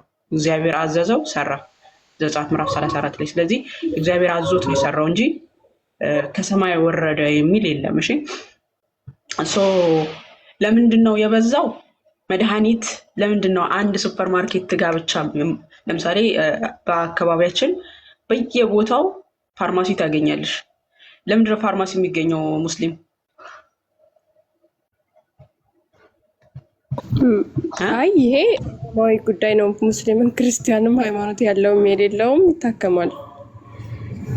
ገባኝ። ለምንድን ነው አሁንም እኮ ይህንን ካመንሽበት እኮ እንድትታከሚበት እኮ ነው ጽላቱ። በየአካባቢው ፋርማሲ አለ። ለምንድን ነው? ኦኬ አይ ጽላት ከሰማይ የወረደ ጽላት ነው። እንትን ሌላ ሰው ጠይቄ ታቦት ማለት ነው ስል ከሰማይ የወረደ ለሙሴ የወረደ ጽላት ነው አሉ። ጽላት አንድ ጽላት ከወረደ ለሙሴ ደግሞ ለምን አንድ ቦታ አልተቀመጠም? ለምን በየቤተ ክርስቲያኑ ውስጥ አለ ምናምን ብዬ ነው። አይ ከሰማይ ሳይሆን እግዚአብሔር አምላክ ለሙሴ ሰጠው። ሙሴ ደግሞ እስራኤላውያን ግብፅ እንትን ጣዖት ሲያመልኩ ደረሰባቸው፣ አያቸው። የሙሴንና የአዲስ ኪዳኑን እኮ ልለይላት ፈልጌ ነበር፣ እሷ አልሰማችኝም እንጂ አሁን የሙሴ ጽላት አይደለም እኛ ጋር ያለው ብዬሻለሁ እኮ እህታችን። የሙሴ ጽላት በብሉይ ኪዳን ቀርቷል። የአዲስ ኪዳኑ የጌታን ስጋና ደም የምንፈትትበት ነው። ስለዚህ የጌታ ስጋና ደም ደግሞ ሁሉም ቤተክርስቲያኑ ስለሚፈተት ዊችዝ ኢትዮጵያም አሜሪካም ሳውዲም የትም ሳውዲ ክርስቲያኖች እየተሰሩ የበዙ ስለሆነ ማለት ነው። ኢትዮጵያም የትም ግብፅም ሁሉም ጋር የክርስቶስ ቤተክርስቲያን ስላለ እነዛ ቤተክርስቲያን ደግሞ የጌታን ስጋና ደም ስለሚያቀብሉ ሁሉም የጌታን ስጋና ደም ስለሚፈትቱ እነርሱ ጋር ይገኛል የአዲስ ኪዳኑ ማለት ነው።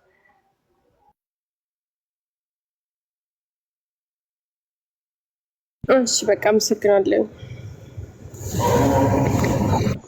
በቁርአን ታቦት እንዳለ ላሳይሽ። አታቂ በቁርአን እንዳለ ታቦት እንዳለ በቁርአን ታውቂያለሽ? አላውቅም። ላሳይሽ። አለ ካልሽ አሁን ይከፍትልሻል። ቢኬ ሱረቱል አንድ እና ትከፍትልኛለህ።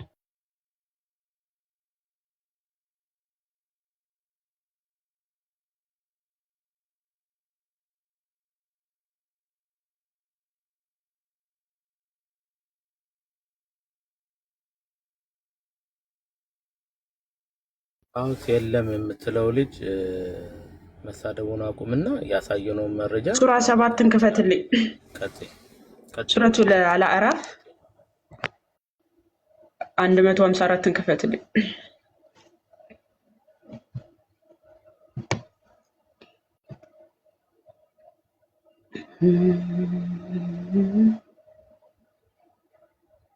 እሺ 154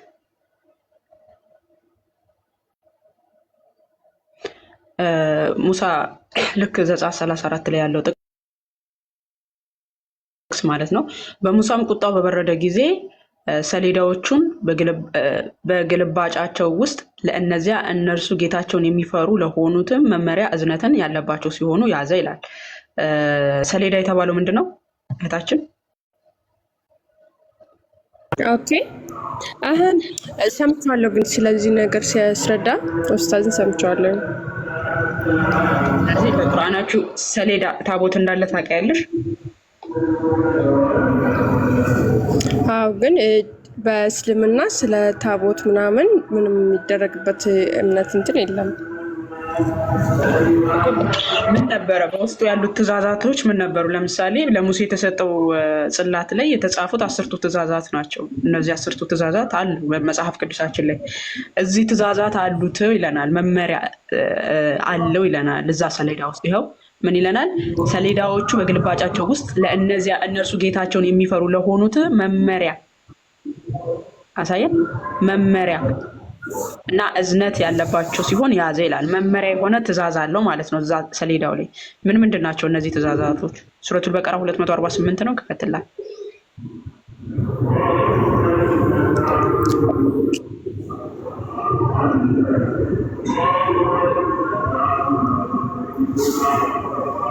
ይገለገልበታል። በነገራችን ላይ ውስጥ ይቀመጥበታል። መጽሐፍት ምናምን ኢንጂል ምናምን ይቀመጡበታል።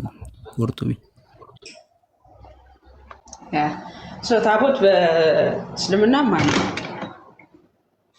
ታቦት በእኛ ግን ያው ኒኮ እንደመለሰልሽ በብሉይ ኪዳን የእግዚአብሔር ማደሪያ እግዚአብሔር የሚገለጥበት ነው። 10ቱ ጽላቱ ላይ 10ቱ ትእዛዛት ናቸው ያሉት። ሙሴ ነው የሰራው የመጀመሪያውን ታቦት እግዚአብሔር አምላክ ለሙሴ ሰጠ። ሙሴ ያንን ጽላት ይዞ ወደ ህዝቡ ሲመለስ ህዝቡ ጣዖት እያመለኩ ደረሰባቸው። ከዛ በኋላ ሰበረው። ሙሴ ተናዶ ከሰበረው በኋላ እግዚአብሔር አምላክ መልሰ እንደነበረው አድርገህ ስራው አለው። እግዚአብሔር ፈቀደለት ስራ ብሎ ማለት ነው። ፈቀደለት፣ ራሱ ሰራ ሙሴ። ስለዚህ ያ ታቦት ለምን ነበር የሚያገለግለው? እግዚአብሔር ራሱን የሚገልጥላ ህዝቡን የሚያነጋግረው እግዚአብሔር እንትኑን የሚያዩበት እግዚአብሔር ከእነሱ ጋር መኖሩንም የሚያረጋግጡት በዛ በታቦ የእግዚአብሔር ማደሪያ ተብሎ ነበር የሚታወቀው። ኦኬ ዘጸአት ምዕራፍ 40 ላይም መመልከት ትችላለሽ የጽላቱ ማደሪያ እንደሆነ ታቦቱ ማለት ነው።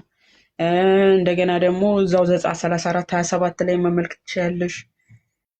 ስለዚህ የብሉይ ኪዳን ታቦት ያ ነው። በአዲስ ኪዳን ግን ጉልበት ሁሉ ለኢየሱስ ክርስቶስ ስም ይንበርከክ የሚል ነው በጽላቱ ላይ ያለው በሰሌዳው ላይ ያለው የጌታችን የኢየሱስ ክርስቶስ ጽላት የኢየሱስ ስም ነው። ስንሰግድም ውስጡ ለተጻፈለት ለጌታ ለኢየሱስ ነው የምንሰግደው እንጂ ለሌላ አይደለም። ለምሳሌ የገብርኤል ታቦት ወጣ፣ የሚካኤል ታቦት ወጣ ሲባል ትሰሚያለሽ። ሜይ ቢ ለእነሱ ለብቻቸው ታቦት ተቀርጾላቸው አይደለም። የሚካኤል ቤተክርስቲያን ውስጥ ያለው የኢየሱስ ክርስቶስ ስም ነው እዛ ጽላቱ ላይ ያለው።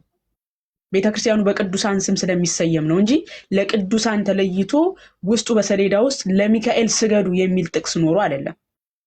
ኦኬ፣ ውስጡ ያለው የትኛውም በሚካኤልም በገብርኤልም በጊዮርጊስም የትኛውም ቤተክርስቲያን ውስጥ ያለው ታቦት ውስጥ ያለው የማን ነው? ጉልበት ሁሉ ለኢየሱስ ክርስቶስ ስም ይንበርከክ አልፋና ኦሜጋ የሚል ነው። ከዚህ ውጪ ሌላ የለም። ለምንድነው አንድ ታቦት ከተሰጠው አንድ ጽላት ከተሰጠው ለሙሴ ለምንድነው የበዛው ካልሽኝ፣ አሁን ቅድም በምሳሌ ጠይቄሽ ነበረ። አንድ ፋርማሲ ለምንድነው የሆነ በአንድ አካባቢ ብቻ ፋርማሲ ለምንድነው የማይደረገው? ለምን በየአካባቢ ይደረጋል? ምክንያቱም ሰዎች መድኃኒት ስለሚያስፈልጋቸው አይደል? ፋርማሲ በየቦታው የሚሆነው በየከተማው በገጠሩም በከተማው ሁሉም ቦታ የሚሆነው ለምንድን ነው? ሰዎች መድኃኒት ስለሚያስፈልጋቸው። ከእንትን ጋር አነጻጽረውን ለምሳሌ ሀጀረል አስዋድ ያኔ የመካ ጥቁር ድንጋይ ከሰማይ ነው የወረደው። መካ ብቻ ነው ሳዑዲ አረቢያ ብቻ ነው የሚገኘው። ከዛ የሙሴም ጽላት ከሰማይ ከሆነ የወረደለት ለምን በየቤተ ክርስቲያኑ ሆነ የሚለው ጥያቄ መጥቶብኝ ነበረ። እኔ በንጽጽር ከዚህኛውና ከዚህኛው ጋር ብዙ ገና ይቀረኛል። ገና ተማሪ ነኝ እና ብዙ ማለቅ አይገናኝም ሲጀመር። ሀጀረል አስዋድ ከወተት የበለጠ ነጭ ነበረ፣ በአደም ልጆች ኃጢአት ምክንያት ጨለመ ነው ያለን። ከጀነት የተወረወረውም ወደ ምድር በሰው ልጆች ኃጢአት ምክንያት ጠቁሮ ነው አይደል? ስለዚህ ነጭ ነበር። ይሄ መስዋዕት የመሆን ነው፣ ቤዛ ምትክ የመሆን ነው። ሀጀረል አስዋዱ የእናንተን ኃጢአት ይዞ ነው የጠቆረው። ነጭ ነበር አይደል? በምን ምክንያት ጠቆረ ነው የሚለን? በእናንተ በአደም ልጆች ኃጢአት ምክንያት ጠቆረ ነው። ይሄንኛው ግን እግዚአብሔር ከነሱ ጋር የመሆኑን ምልክት የሚያሳይበት እግዚአብሔር አምላክ እግዚአብሔር ማደሪያ ተብሎ ነው የሚታወቀው እንጂ ከሀጀረል አስዋድ ጋር አይገናኝም ሲጀመር።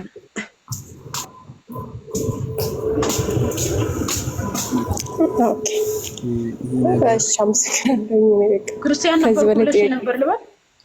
ክርስቲያን ነበርኩ። በቅርብ ነው የሰለምኩት። ለምን የሰለምሽ? ምን አትሰለምሽ?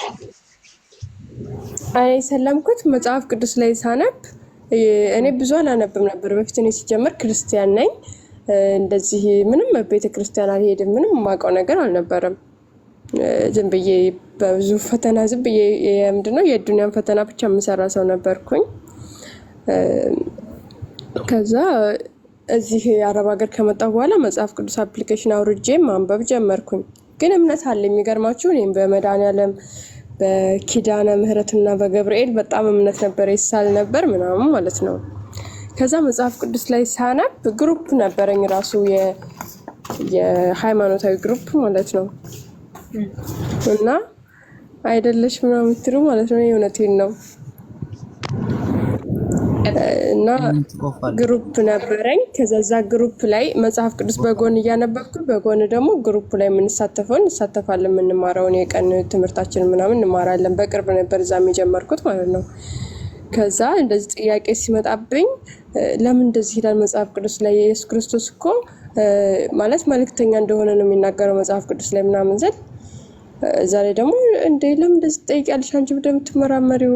አይመልሱልኝም በስነ ስርዓት ማለት ነው። አዋቂ የተባሉት ራሱ ጠይቃቸው እዛ ጋር በስነ ስርዓት አይመልሱልኝም። ከዛ ትቻቸው ወጣሁ። ምን ብለሽ ጠይቃሽ? ጥያቄውን እስቲ ጥያቄው ምንድነው? ምን ብለሽ ጠይቃሽ? መጽሐፍ ቅዱስ ላይ በቃ ኢየሱስ ክርስቶስ ስለ ኢየሱስ ክርስቶስ ስታነቢ ነብይ እንደሆነ የሚያስረዳበት ቦታ አለ፣ መልእክተኛ እንደሆነ። በቃ ይሄ ነው የሰለምሽው? ይሄ ነው እንዴ? ታዲያ ኢየሱስ ክርስቶስ በእኔ ኦርቶዶክስ ነበርኩ። ኢየሱስ ክርስቶስ ጌታ ፈራጅ እንደሆነ ነው አይደለም የምታምነው? እሱ መልእክተኛ ነው። አሁን እኮ አንቺ ግራ የተጋባሽው ምንድነው? የሥላሴ ትምህርት ላይ በደንብ ስላልተረዳሽ። በስጋ የተገለጠው ማን ነው? በስጋ ተገልጦስ እንደምን አገለገለ ከሶስቱ አካል አንዱ በተለየ አካሉ መጥቶ እንደምን አገለገለ? ምስጢረ ሥጋዌን ስላልተረዳሽ፣ ምስጢረ ሥላሴን ስላልተረዳሽ፣ መሰረታዊ የሆኑ የክርስትና ትምህርቶችን እኮ አለት አድርገሽ ስላልያዝሽ እኮ ነው አሁን ግራ የገባሽ። ተላከ የሚባለው ነገር አሁን ክርስቶስ ኢየሱስ ከአብ ተልኬ መጣሁ አለ። ከአብ ተልኮ ሲመጣ ግን ልክ እንደ ነቢያት መላክ ነው አይደለም። አሁን ይህንን ክርስቲያናዊ የሆነ መረዳት ክርስቲያናዊ የሆነን ትምህርት መጠየቅ ነው እንጂ ያለብሽ ተላኩ ስላለ ብቻ በቃ ነብይ ነው ብለሽ ደምድመሽ አይደለም። እሺ ተላከ ስለተባለ ብቻ አይደለም የሚያደርገውን ታምራቶች ሲሆን ታምር አድርጎ ጌታዊ ስለሰማኸኝ አመሰግናለሁ ይላል። በዛ ላይ እውነት እላችኋለሁ ከላከኝ እንጂ ከኔ አይደለም ይላል። ብዙ ቦታ ላይ በቃ እሱ ጥቅሶቹን ታውቂያቸዋለሽ? ጥቅሱ የመጽሐፍ ቅዱስ አለ፣ ግን እዚህ ቁጥር ማለት ይከብደኛል። ሄጄ አንብቤ ነው ማወቅ የምችለው። እኔ ሴፍ ማድረግ አልችልም እኮ በግልጽ እንድጠይቂና እንዲብራራ ወይ አጎቴ ካፈለግሽ እኔ ወጥቼ ጥቅሶቹን ጽፌ ምናምን እየመጣሁኝ ጠይቅሽ እችላለሁ። ሜቢ አንድ ላይ ያለው ነው አይደል? ስለሰማኝ አመሰግናለሁ ያለችበት እዛው ላይ ይህን ስለ ሰዎች ነው የምናገረው፣ ስለዚህ ስለቆሙ ሰዎችን ነው የምናገረው ብሎ እዛው ይፈተዋል እኮ። ጥቅሱን አሁን ልስጥሽ እና ቀጥይበት። አይ ቪኪ እዛው ሁን፣ እኔ ጥቅሱን እነግርሃለሁ።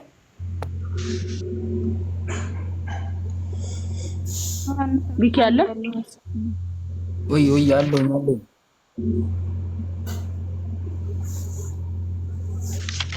እሺ ክፈትልን። ዮሐንስ ወንጌል ምዕራፍ 11 የአልዓዛርን ካፈታ በኋላ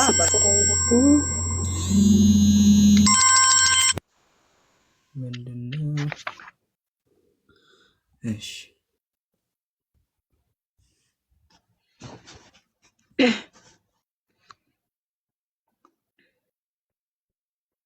ትመለስ። ደውለውባታል ታውቃለህ? ደውለውባታልና ትመለስ። አሬ ስራ ስልክ ነው እዚሁ ነው የተደወለብኝ፣ ግን ስራ ልሰራ ነው። ፎሎ አደርግሽና ማለት ነው ጥቅሶቹ ምናምን ነገር እያመጣሁኝ ፎሎ አድርጌሻለሁኝ፣ ጠይቅሻለሁኝ፣ መልሳለኝ ካልሽ ማለት ነው። ግን አይመችሽም? እና አሁን ልትወጪ ነው? አልወጣም፣ እዚሁ ሚውት አድርጌ አዳምጥሻለሁ። ግን የሆነ ስራ ልሰራ ስለሆነ ላንኳኳ እችላለሁ ብዬ ነው። እሺ በቃ ሚውት አድርጌና አዳምጪ፣ ወይም ደግሞ በአንድ ልብ ስትሆኚ መተሽም መጠየቅ ትችያለሽ። ግን የምታዳምጪ ከሆነ ልቀጥልልሽ። እሺ እንግዲህ ጌታችን እሺ አንዴ ስልኬ ዮሐንስ ወንጌል ምዕራፍ 11 ከቁጥር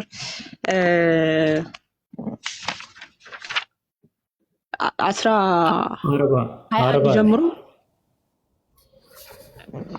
ኦኬ ከቁጥር 21 ጀምሮ እንዴት የአልዓዛርን ሞት እንዳወቀ ምናምን ላሳያት። በመጀመሪያ ክርስቶስ ኢየሱስ የአልዓዛርን ሞት ማንም ሳይነግረው በራሱ እንዳወቀ ከዛ በኋላም ደግሞ ከሙታን እንዳስነሳው ምናምን የሚናገረውን ክፍል በደንብ እንድትረዳው ከምን አንጻርም እንደተናገረ እንድትረጁ ማለት ነው።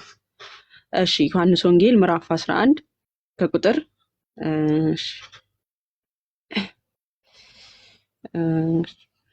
ኢየሱስም መልሶ ቀኑ 12 ሰዓት አይደለም?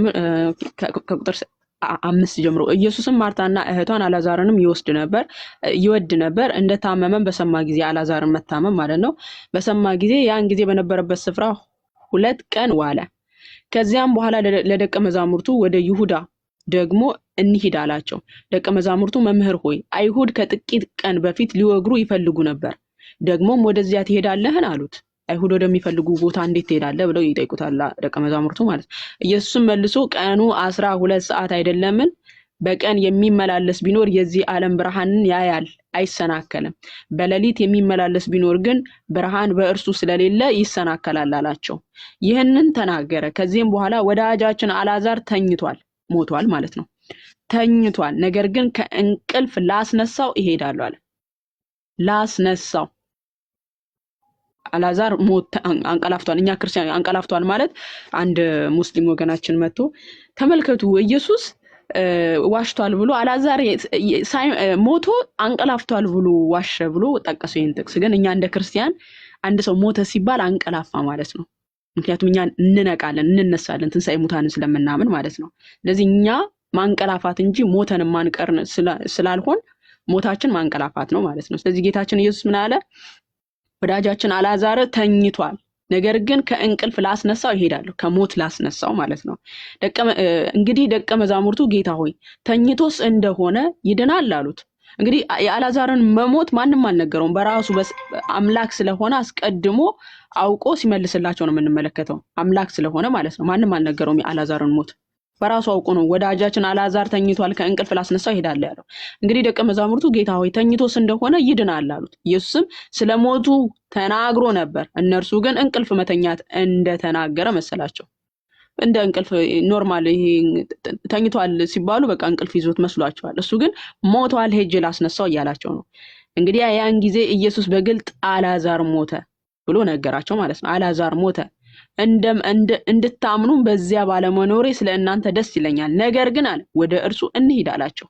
ስለዚህ ዲዲሞስ የሚሉት ቶማስ ለባልንጀሮቹ ለደቀ መዛሙርት ከእርሱ ጋር እንሞት ዘንድ እኛ ደግሞ እንሂድ አለ። ኢየሱስም በመጣ ጊዜ በመቃብር እስካሁን 4 ቀን ሆኖት አገኘው። ከዚህ በኋላ ማርታ እነ ማርያም ስለነ ማርያም ምናምን ታሪክ ያነሳና ቁጥር 40 ላይ ምን ብሎ ይናገራል? እናንተ አውዱን ይዩት። ዋናው ፖይንቴ ክርስቶስ ኢየሱስ የአልዓዛርን ሞት ማንም ሳይነግረው እንዳወቀ ላሳያችሁ ስለፈለኩኝ ነው። ቁጥር 40 ላይ ምን አለ? ከቁጥር 39 ጀምሮ ድንጋዩን አንሱ አለ።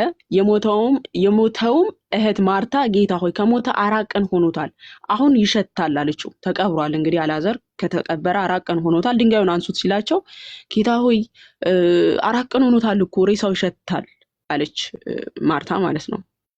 ክርስቶስ ግን ምን አላት?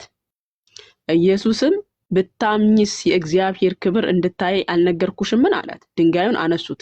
ኢየሱስም አይኖቹን ወደ ላይ አንስቶ አባት ሆይ ስለሰማኸኝ አመሰግናለሁ፣ ሁልጊዜም እንድትሰማኝ አወቅኩ። ነገር ግን አንተ እንደላከኝ ያምኑ ዘንድ በዚያ ዙሪያ ስለቆሙት ሕዝብ ተናገርኩ አለ። አሁን ጥያቄዋ ምንድነው? አልዓዛርን ሲያስነሳ አንተ ስለሰማኸኝ አመሰግናለሁ ብሎ ተናግሯል። በራሱ ስልጣን አላስነሳም የሚል አይነት ፖይንት ነው አይደለም። ምንድነው ምሳሌው? ጌታችን ኢየሱስ ዮሐንስ ወንጌል ምዕራፍ 11 ቁጥር 28 ላይ እኔ በልቤ ትሁት ነኝና ከእኔ ተማሩ አይደል ያለን? ክርስቶስ ኢየሱስ አርያችንም ምሳሌያችንም ጭምር ነው። ስለዚህ ስለሰማኸኝ አመሰግናለሁ ብሎ ሲናገር ምንድነው? ተግቶ የሚጸልይ ሰው ካለ ጸሎቱ እግዚአብሔር የሚሰማው መሆኑን ለመናገር ነው። ምሳሌ ነው እየነገረን ያለው። እኔ በልቤ ትሁት ነኝና እናንተም ትሁታን ሁኑ ብሏል። ክርስቶስ ኢየሱስ ለምሳሌ እኛን መስሎ ለምሳሌ የአዳምን ኃጢአት ተገብቶ ለእኛ ጸሎት አድርጎ እኛን ከፍዳ አድኖናል። እኛን መስሎ የሰው ልጆች ሲወድቁ እንዴት ብለው ከአጋንንት መውደቅ መነሳት እንዳለባቸው በምሳሌ ከዲያብሎስ ጋር ከዲያብሎስ ጋር ተፈትኖ ዲያብሎስ ፈትኖት ዲያብሎስን በምን ድል እንደምንነሳው በምሳሌ ያስተማረን። ለምሳሌ ማቴዎስ ወንጌል ምዕራፍ 4 ላይ አይደለ? ልክ እንደዛው እዚህ ጋር አሁን ሰዎች ተቸግረው ወደ እግዚአብሔር ሲጸልዩ ጸሎታቸውን እግዚአብሔር የሚሰማቸው መሆኑን ለመንገር ነው። በምሳሌ አባቴ ሆይ ስለሰማኸኝ አመሰግናለሁ ያለው እንጂ በራሱ ስልጣን የራሱንም ስጋ ያስነሳው እኮ ራሱ ነው። ሲጀመር ማንንም የሚሻ አይደለም። ኦኬ ይሄን ቤተ መቅደስ አፍርሱት እኔ ያስነሳዋለሁ ብሎ አይደል የተናገረው? የራሱን ስጋ ራሱን ያስነሳውን በራሱ። ስለዚህ አልዓዛርንም ራሱን ያስነሳው ግን ለምንድነው? ሰዎች ተግቶ የሚጸልይ ሰው ካለ እኛ ሰዎች ተግተን ስንጸልይ ወደ እግዚአብሔር የሚሰማ መሆኑን ለማሳየት ነው። ኦኬ እና ደግሞ የሚሰማን አምላክን ደግሞ ማመስገን እንዳለብንም ለማሳየት ነው ጌታችን ኢየሱስ ይሄንን ቃል በአይሁድ ፊት የመሰከረው ማለት ነው። ቁጥር 42 ላይ ሁል ጊዜ እንድትሰማኝ አወቅኩ ይላል። ሁል ጊዜ እንድትሰማኝ አወቅኩ ማለት ምን ማለት ነው? እግዚአብሔር ሰዎችን ልመና የሚሰማ ጸሎታችንን የሚቀበል አምላክ መሆኑን እየገለጠልን ነው በምሳሌ። እኛ ሰዎች በተቸገርን ጊዜ ወደ እግዚአብሔር ስንጸልይ እግዚአብሔር ሰሚ አምላክ እንደሆነ እኔ የቅርብ አምላክ እንጂ የሩቅ አምላክ አይደለሁም እንዳለው ኤርምያስ 23 ላይ የሩቅ አምላክ እንዳልሆነ ሊያሳየን ነው። እግዚአብሔር አምላክ ምንም አይነት ተቸግረን ወደ እግዚአብሔር ወደ አምላካችን ብንለምን እርሱ የቅርባችን አምላክ እንደሆነ ሊያሳየን ነው። ኦኬ ሁሌም አብሮን ያለ ሁሌ ስንለምነው በሆነ በተወሰነ ጊዜ የሚሰማን በተወሰነ ጊዜ ደግሞ የማይሰማን አምላክ እንዳልሆነ ለማሳየት ነው ጌታችን ኢየሱስ ሁል ጊዜ ቃሉን ራሱ አስተምሮ ሁል ጊዜ እንደምትሰማኝ አወቅኩ። ስለዚህ በንጹህ ልባችን ወደ እግዚአብሔር ከለመን ሁሌ የሚሰማን አምላክ መሆኑን ለማሳየት ለማስተማር ነው። ምክንያቱም ጌታችን ኢየሱስ ቤዛ ሊሆን ብቻ አይደለም የመጣው መምህር ሆኖ ምሳሌ ሆኖ ማስተምሮናል። እኔ በልቤ ትሁት ነኝና ትሁታን ሁኑ ከእኔ ተማሩ ብሏል። ጌታ ኢየሱስ የሚያደርጋቸው ስራዎች ሁሉ ለኛ አርያና ምሳሌ ናቸው። ኦኬ አርያና ምሳሌ ስለሆኑ ከዛ አንፃር እንጂ ስለ ስልጣን አይደለም። ክርስቶስ ኢየሱስ ማድረግ አቅቶት አባቱ እንዲያደርግለት ለመነ፣ እንደዛ አይደለም። ሁሉ በስልጣኑ ቃል እየደገፈ ኃጢአታችንን በራሱ ካነጻ በኋላ ነው የሚለው ራሱ መጽሐፍ ቅዱስ በራሱ ዕብራውያን ምዕራፍ 1 ቁጥር 3 ላይ ሁሉ ነገር በሁሉ ስልጣን ያለው ጌታ ነው ክርስቶስ ኢየሱስ። ከማንም ስልጣንን የሚሻ አይደለም። ስለዚህ ከምን አንፃር የተናገረው ነው? እኛ ሰዎች ወደ እግዚአብሔር ከጸለይን እግዚአብሔር ሰሚ አምላክ መሆኑን፣ ያ እግዚአብሔር ደግሞ በንጹህ ልባችን ወደ እርሱ ከለመን ነው ሁሉ ጊዜ ሰሚ መሆኑን በምሳሌ እየገለጠላቸው እያስተማረ ነው። እና ከዛ አንፃር አንድምታው ትርጓሜም እንደዚሁ ነው የሚለው። ሜቢ እንዳነብልሽም ከፈለግሽ አነብልሻለሁ። ያነሰ ካለ አጎቴ ይጨምርላት። መልእክተኛ የሚለው ጋም አጎቴ ብትቀጥልበት ደስ ይለኛል። ተላከ የሚለው እዚች ላይ የቪኪ ከቻለ ምናልባት ወጥቷል እንዴ 5:23 ላይ ዮሐንስ ወንጌል ምዕራፍ 5 ከቁጥር 23 ማውጣት የሚችል ሰው አለ ከኛ መሀል? ራንዬ ትችያለሽ እንዴ? አንድ ምዕራፍ መጥቷል። ምዕራፍ ይክፈት። አራችንም ምዕራፍ እየፎገርከው ነው ናቱ። እኔ ከፍታለሁ፣ ችግር የለም። እኔ ከፍታለሁ። ኦኬ 5:23 ዮሐንስ ወንጌል ምዕራፍ 5 ቁጥር 23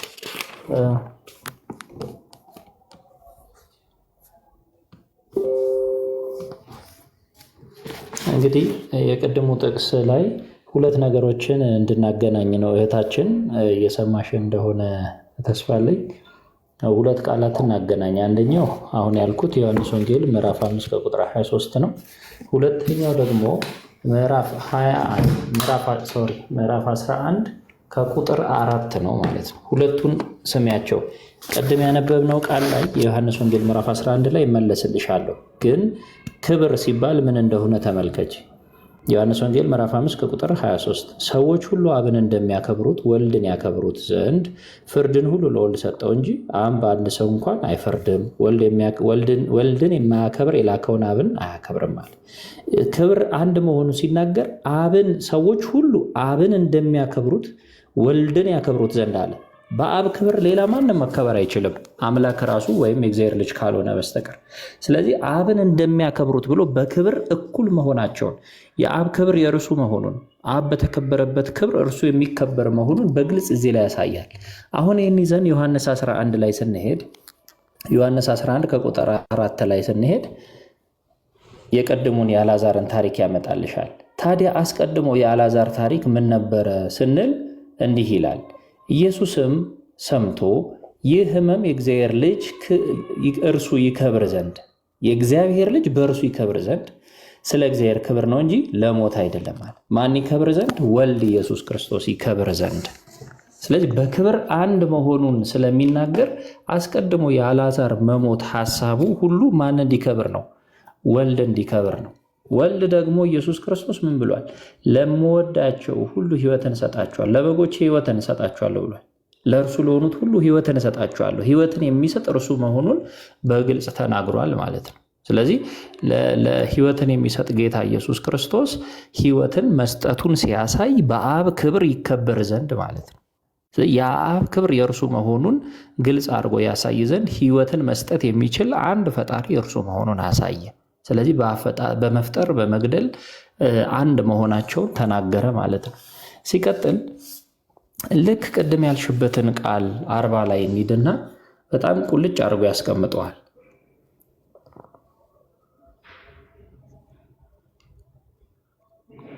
ያ ቁጥር 40 ላይ ስንሄድ ተመልከቱት ምን እንደሚል። ኢየሱስ ብታምኚስ የእግዚአብሔርን ክብር እንድታይ አልነገርሁሽምን አላት።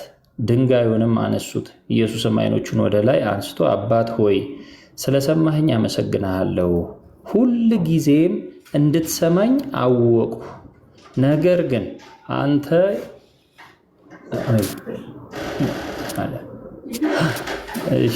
ይቅርታ ኢየሱስም ዓይኖቹን ወደ ላይ አንስቶ አባት ሆይ ስለሰማኸኝ አመሰግንሃለሁ፣ ሁል ጊዜም እንድትሰማኝ አወቅሁ ይላል። ለምሳሌ አወቅሁ ሲባል ምን ማለት ነው ሲባል ራሱን የቻለ ትርጉም ይዟለሁ። ሐሳቡን ልጨርስና እንመለስበት። ነገር ግን አንተ እንደላክኸኝ ያምኑ ዘንድ በዚህ ዙሪያ ስለቆሙት ሕዝብ ተናገርሁ አለ።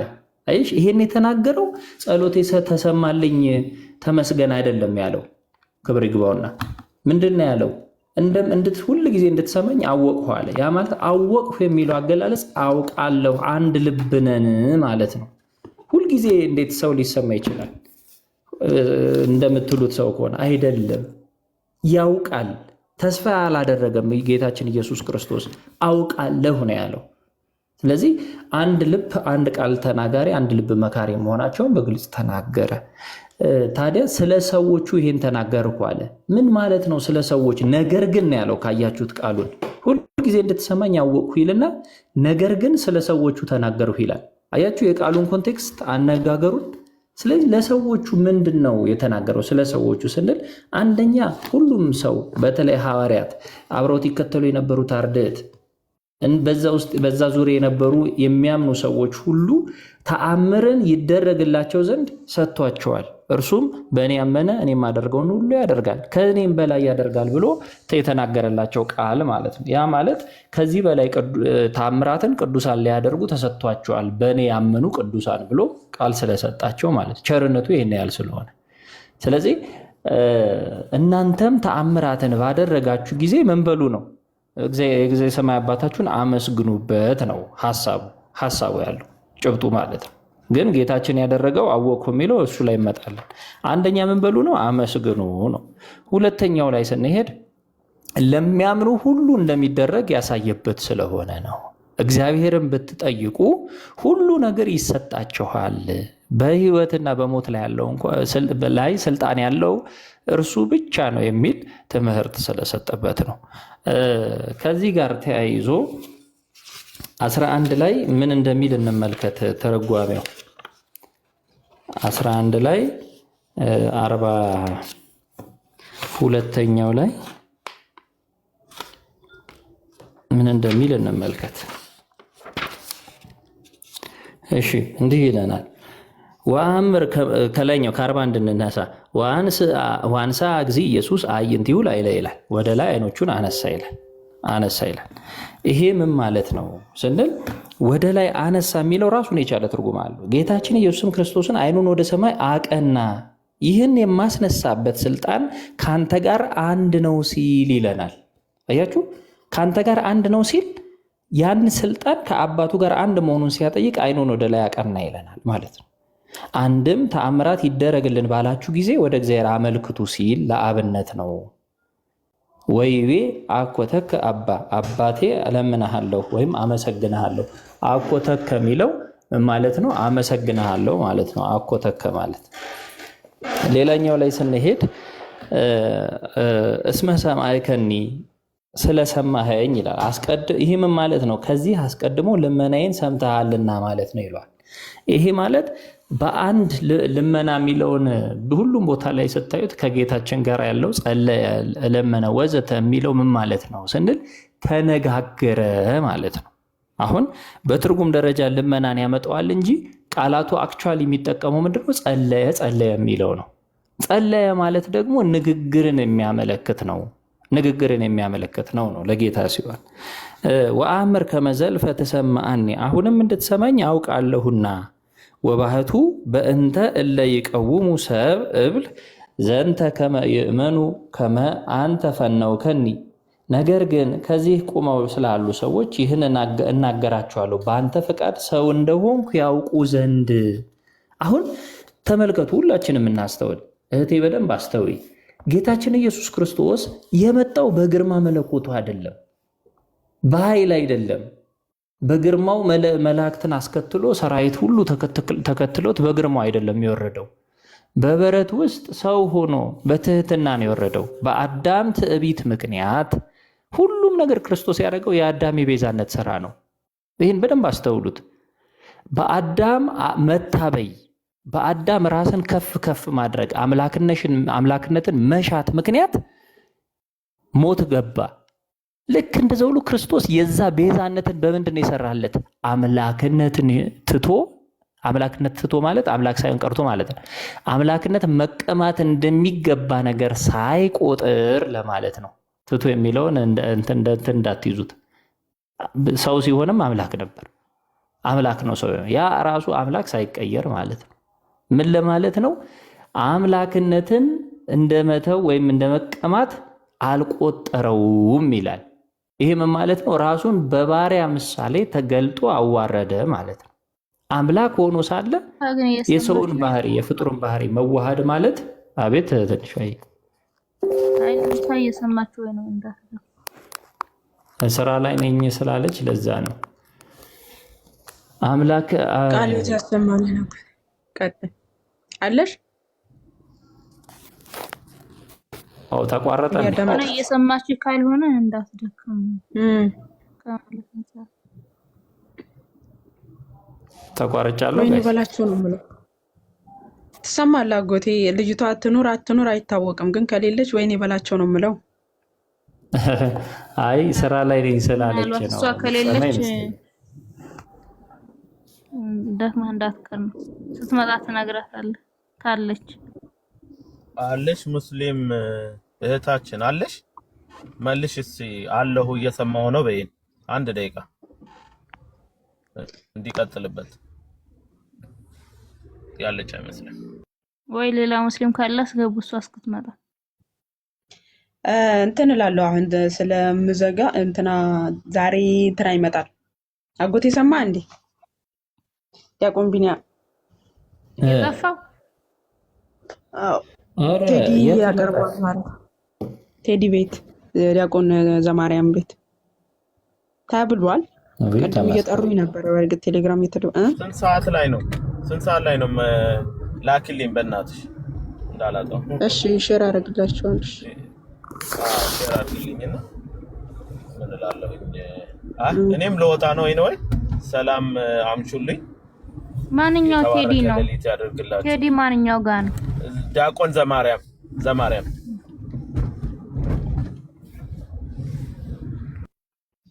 እሺ ቃልዮት ያሰማልን። አጎታችን አልሰማችንም። እህታችን ያው እዚህ ጋር 900 ምናምን ሰዎች ዮሐንስ ወንጌል ምዕራፍ 11:40 ላይ ያለው ግልጽ ሆኖላችኋል ብዬ አስባለሁ እና እሱ ከከፈተ እዛ እንሄዳለን አይሻልም? ቴዲ ዘሩፋኤል ማለት ነው። ግን ሐሳቧን እኮ አልጨረስኳትም። ማናትባችሁኛል። እኔ ኔትወርክ ማርያምን ወይኔ ኧረ እኔ እኮ የእሷ እየሰማችሁ ካልሆነ ደክመህ እንዳትቀር በኋላ ድገምልኝ እንዳትልኝ እኮ። ኧረ ግድ የለም የሚሰሙን ሰዎች ስላሉ ችግር የለው። ይቅርታ በጣም ያው ሀሳቡ ተንጠልጥሎ እንዳይቀር ነው፣ ጎዶሎ ሀሳብ እንዳይዙብን ሰዎች።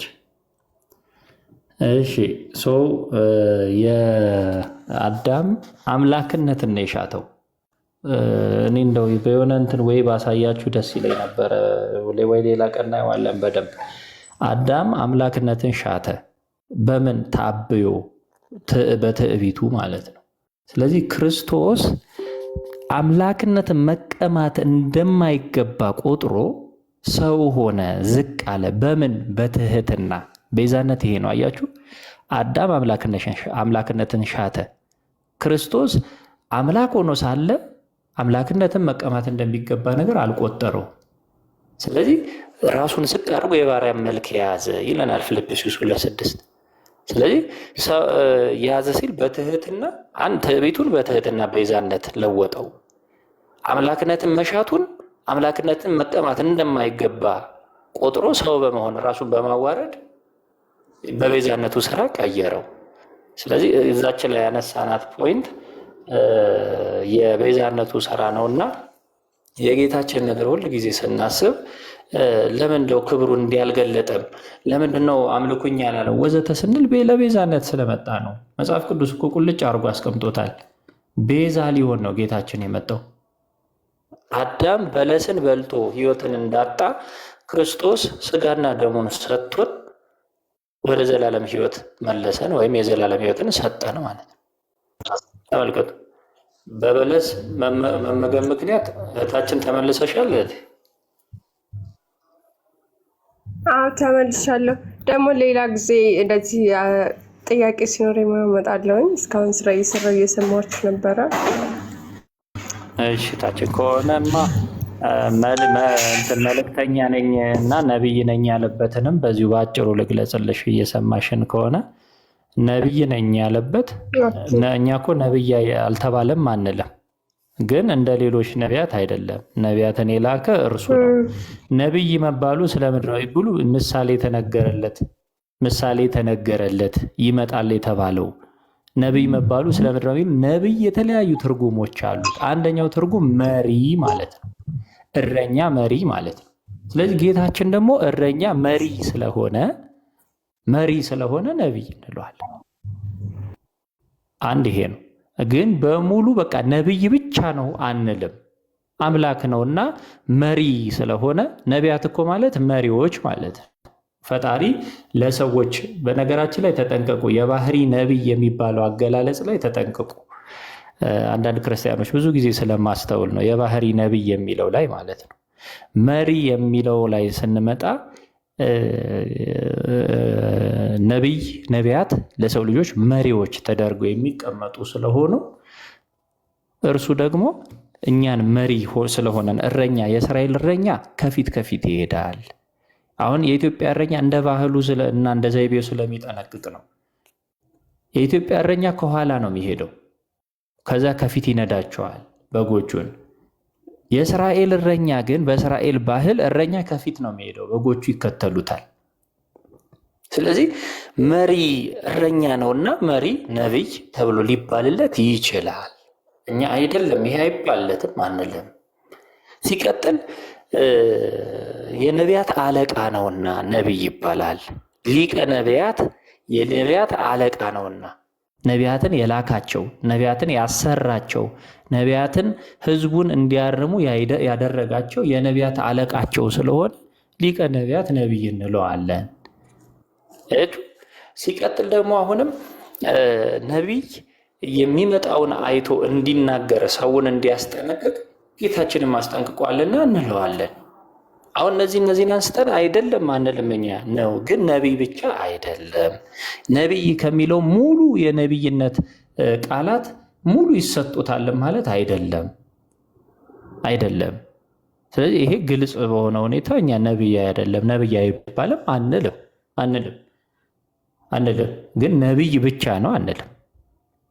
እንደገና የነቢይነት ሙሉ በቃ እንትኖች ነው መስፈርቶች፣ የነቢይነት ሙሉ አገላለጾች ይወክሉታል አንልም። ምክንያቱም አንድን ሰው ለምሳሌ ስዕል የሚስልንም ሰው ጥበበኛ እንለዋለን ወይም አርቲስት እንለዋለን። ቀራጺንም አርቲስት እንለዋለን። አዲስ ነገርን ደግሞ አፍልቆ የሚያሳይንም ደግሞ ይህንንም አርቲስት እንለዋለን። የተለያዩ አገላለጾች አሉ።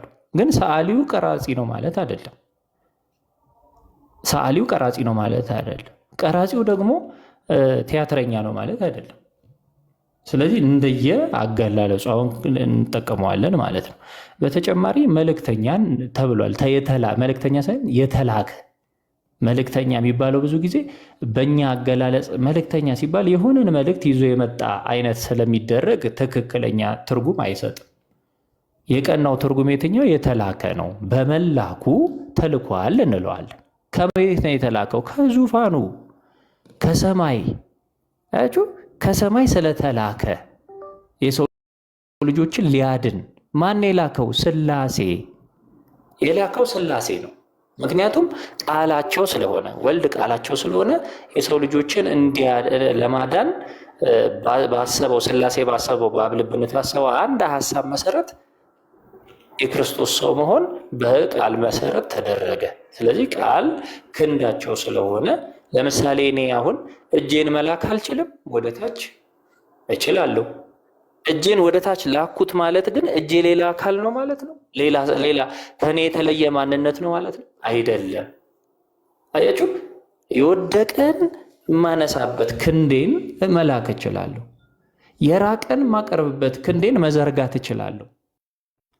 ስለዚህ ተላከ ስንል ከስላሴ ባህሪ ሳይለይ እኛ የወደቅነውን አነሳ፣ ለማንሳት ወደ ምድር መጣ እያለን ነው ከሰማይ። እንደገና የራቅነውን እኛን ለማቅረብ ከስላሴ ዘንድ ተላከ እያለን ነው ማለት ነው። ስለዚህ መላኩ ከስላሴ ባህሪ የሚያወጣው አይደለም፣ ይልቁኑ ከስላሴ አካል አንዱ መሆኑን በግልጽ የሚያስረዳን ነው። ተላከ ነው የተባለው። የሰው ልጅ ከእግዚአብሔር ዘንድ አይላክም፣ ከላይ አይላክም። ምክንያቱም ጌታችን ነቢያት እኮ እኛ ከዚህ ወደ ዓለም መጣን አይሉም፣ ወደ ምድር መጣን አይሉም። ከአባታችን ዘንድ ከአብ ዘንድ ተልከን ወደ ምድር መጣን አይሉም። ምክንያቱም መገኛቸው እዚሁ ምድር ስለሆነ። ጌታችን ግን ከአባቴ ወደ ዓለም መጣሁ ብሎ ተናግሯል። ቃቤ ላከው በአባቱ እቅፍ የነበረ ኋላ ወደ ዓለም ወደ ምድር የመጣ ተብሎ እኮ መላኩ ከሰማይ ወደ ምድር መሆኑ በግልጽ የተቀመጠ ነው ማለት ነው። ከዚህ ጋር ተያይዞ ኮሜንት ላይ ያየሁትን አንድ ምንትል በዚሁ ላንሳላችሁ። ካህን ይባላል። ለምሳሌ ካህን ማለት ግን እንደሌላው ካህን ማለት አይደለም፣ ሊቀ ካህናት ማለት ነው። ሊቀ ካህናት ካህን ነው፣ ካህን አይደለም አንልም። ሊቀ ካህናት ስንለው ግን ካህን እንዳለ ሆኖ ግን ካህናትን ሁሉ የነሱ አለቃ፣ መስዋዕታቸውን የሚቀበል እንደማለት ወይ ደግሞ መሪ ሆኖ መስዋዕታቸውን የሰራ ማለት ነው። የሚሰዉት ማንን ነው? ራሱ ክርስቶስን። አለቃቸው ማን ነው? ራሱ። ለምን? አስቀድሞ ራሱን መስዋዕት አድርጎ ያቀረበ ሊቀ ካህናት እሱ ስለሆነ፣ ይህንን ለአንዴና ለመጨረሻ ጊዜ አድርጎ ስርዓትን የሰራላቸው ስለሆነ። ስለዚህ ሌሎች ካህናት ደግሞ ያን ያቀረበውን አንድ ጊዜ ፈጽሞ ስለኛ ያቀረበውና የቀደሰውን ያን መስዋዕት እነሱ ደግሞ ያቀርቡታል ማለት ነው።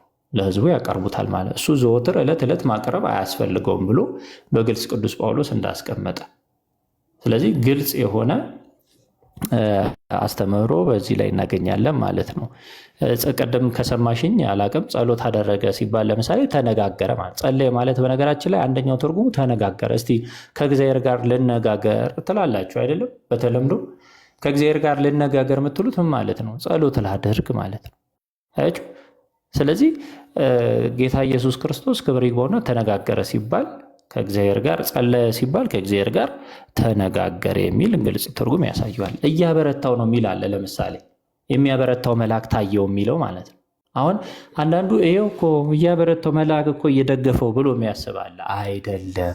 እያበረታው ማለት ጽን፣ ኃይል፣ ክብር ለአንተ ይገባል እያሉ የሚያመሰግነው መልአክ ታየው ማለት ነው። ጽን፣ ኃይል፣ ክብር ለአንተ ይገባል እያለ የሚያመሰግነው። ስለዚህ የሚያበረታው መልአክ ታየው ሲል አቤቱ ጽን ማለት ጽናት ያንተ ነው የሚለው ማለት እኮ ነው። በአምላክነቱ የሚያመሰግነው ማለት ነው። ስለዚህ ጽናት ያንተ ነው ብሎ የሚያበረታው ማለት የሚያመሰግነው ማለት ነው። መልአክ ታየው ብሎ የሚናገር ኃይልም ያንተ ነው ብሎ የሚያመሰግነው፣ ክብር ያንተ ነው ብሎ የሚያመሰግነው መልአክ ታየው ማለት ነው። ስለዚህ የሚያበረታው ሲል ቀጥታ ሊትራል ሚኒንጉን መውሰድ አይደለም። ይሄ እኮ መጽሐፍ ቅዱስ የተጻፈበት ኦልሞስት ከ2000 ዘመናት በፊት እኮ ነው። የዛ ጊዜ ዘይቤና ጸጻፍ ራሱን የቻለ ትርጉም ተሰጥቶታል። ያ ትርጉም ደግሞ አሁን ላይ እኛ እንደዚህ ይሁንልን ትርጉሙ እንደዚህ ይሁንልን እያለን የምናደርገው አይደለም። እንደዛ ከሆነማ ትክክል አይመጣም።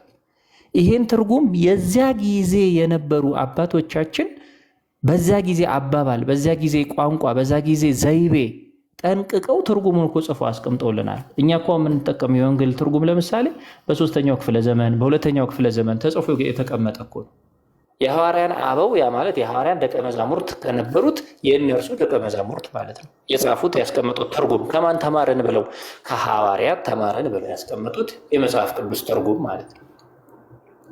እና የዛ ጊዜ የቃል ዘይቤ ለምሳሌ እንደው ልምጣላችሁና አሁን ዘይቤ ላይ ሲባል በትርጉም በጣም የሚያስፈልግባቸው የግል ትርጉም መቅረት ያለባቸው ምክንያትና የድሮ ትርጉሞችን ያን የነበሩ አባቶች ያስቀምጡትን መከተል ያለብን ምክንያቶች አንድ ምሳሌ እናንሳ።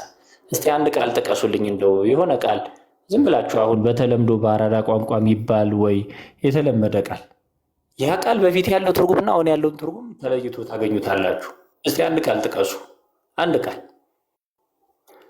ለአብነት የሚሆን እስቲ አንድ ቃል ጥቀሱ። አንድ ቃል የአንዳችሁን ይዘን እንሄዳለን። ጭዌ። እሺ ለምሳሌ ጨዋታ ተባለ። እዩት። አሁን ጭዌ ወይም ጨዋታ ማለት ቀልድ፣ ቁጭ ብሎ ማውራት፣ ይሄ ፈታ የሚያደርጉ ቃላትን መነጋገር ነው ጭዌ ማለት ወይም ጨዋታ። አያችሁ? ጭዌ የሚለውን ብቻ ካረጋችሁት ግን ለምሳሌ አንድ ሰው ተነስቶ እንደ ጭዌ ይላል እንደ እኮ ጭዌ ያለ ማለት ነው ሊል ይችላል ማለት ነው። ተመልከቱ። ይሄ እኮ ጭዌ ያለ ማለት ነው። በቃ ጭዌ ያለማ ከተባለ እኮ በቃ ያበደ ማለት ነው የሚል ሌላ ትርጉም ሊይዝ ይችላል። ትክክል አይደለም። እንደገና ጨዋታ ሲባል በፊት ምን ማለት ነው? የህፃናት ጨዋታ ተብሎ ሊተረጎም ይችላል። ጨዋታ የተባለው እኮ የህፃናት ጨዋታ። ትላልቅ ሰዎች እስቲ ቁጭ ብለን እንጨዋወት አይሉ ይላሉ። ቁጭ ብለው ሲጨዋወቱ ምንድነው የሚያደርጉት? ያወራሉ እኮ ቁም ነገር እኮ ነው የሚያወሩት፣ ግን ጨዋታ ብለው ይገልጹታል። ቁጭ ብለን እንጨዋወት ይሉታል። ስለዚህ ጨዋታ ስለተባለ ቁም ነገር እኮ መሆን አይችልም ሊል አይችልም። አንድ ሰው ቁም ነገር ሊሆን አይችልም፣ ይሄማ ዝም ብሎ በቃ እየተጫወቱብን እኮ ነው ፌዝ ነው ማለት አይችልም። በጊዜው አሁን የትልቅ ሰዎች ጋር ሄዳችሁ እስቲ እንጨዋወት ብትሏቸው ቁም ነገር ነው የሚያወሯችሁ ቁጭ ብለው። ወጣት ከሄዳችሁ እስቲ እንጨዋወት እስቲ ጭዌ አምጣ ምናምን ካላችሁት ቀልድና ፌዝ ምናምን ነው የሚያመጣላችሁ። አያችሁ? እና በዚህ ደረጃ አንድ የፈለጋችሁትን ቃል ብታመጡት የድሮ ዘይቤና የአሁኑ ዘይቤ በጣም የተለያየ ነው። የድሮ አማርኞችን ወስዳችሁ አሁን ብታመጧቸው ለምሳሌ ልንገራችሁ። እንደው አንዳንድ አሁን ከመጤፍ አይቆጥረኝም ይላል። ለምሳሌ አንዳንድ ሰው እንደው አይ እንደዚህማ ቀርቷል እንደው አረ ከቁብ አይቆጥረኝም ወይ ከመጤፍ አይቆጥረኝም ወይ ምናምን ይላል። ለምሳሌ አንድ ሰው ያ በፊት ያለው ትርጉምና አሁን ያለው ትርጉም ሺፍት ያደርጋል፣ ይሄዳል። ለምሳሌ አሁን አረ ይሄ እንደው እርኩስ ነው ይባላል። አረ ይሄ ተምች ነው የሚል ሰው አለ። ለምሳሌ ቃሉ ደስ ባይልም ማለት ነው። ያን ሲል ግን በፊት ካያችሁት ቀጥታ ስድብ ነው። በነገራችን ላይ በድሮ አባባል አሁን ይሄማ እርኩስ ነው ካላችሁ በቃ እኮ አወገዛችሁት፣ ስድብ ነው። በአሁኑስ ስትሄዱ ለምሳሌ ትክክል ነው እያልኩ አይደለም፣ ግን ይሄ እርኩስ ነው ኧረ ምናምን ካላችሁ ምን እያላችሁት ነው? ይሄ በጣም በቃ የሆነ የሚሰራው ስራን ተጠንቅቆ ምናምን የሚያደርግ ብልጥ ምናምን የሚል ትርጉም ይይዛል። ወይ ደግሞ ይሄማ ኧረ እንትን ነው ምድረው ይሄ የሆነ የምንጠቀማቸው ቃላት ተምች ነው ለምሳሌ ይባል ተንኮለኛ ማለት ነው። በፊት ውስጥ ሄዱ ግን ኃይለኛ ስድብ ነው ዝም ብሎ የሚሆነው።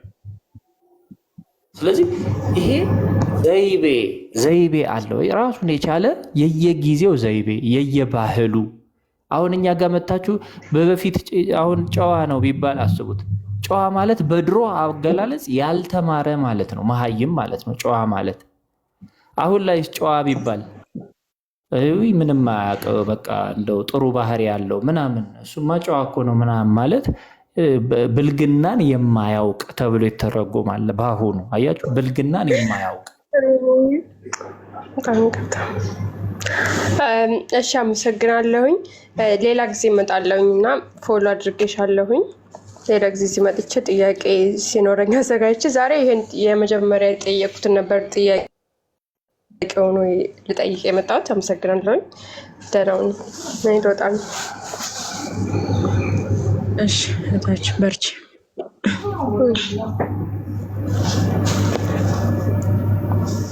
አጎቴ አለም ናቱ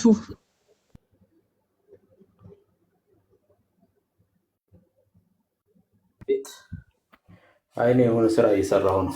አሁን አልችልም። ኦኬ እሺ። ለማንኛውም አሁን ሰዓቱ ስለደረሰ እንሰነባበት፣ እንረጋገም ብሏል ነብዩ። እንሰነባበት። ደህና ዋሉ፣ ደህና አምሹ። እግዚአብሔር ያክብርልን። እታችንም እግዚአብሔር ይርዳሽ። ሁላችሁንም እግዚአብሔር ያክብርልን። ሰላም አሜን። እስቲ ብሩኬ ወዴት ነው? እምነ ሐኪም ሰላም ደሩ። ቻው ቻው። አሜን አሜን። አይ በኋላ እኮ እንገናኛለን። ሰላም እደሩ ምናምን በኋላ አትገባም ገባለሁ አናት እኮ ብሩኬ ወይ ማሚጮ ሰሞኑን ግን ጠፋ። ምንድን ነው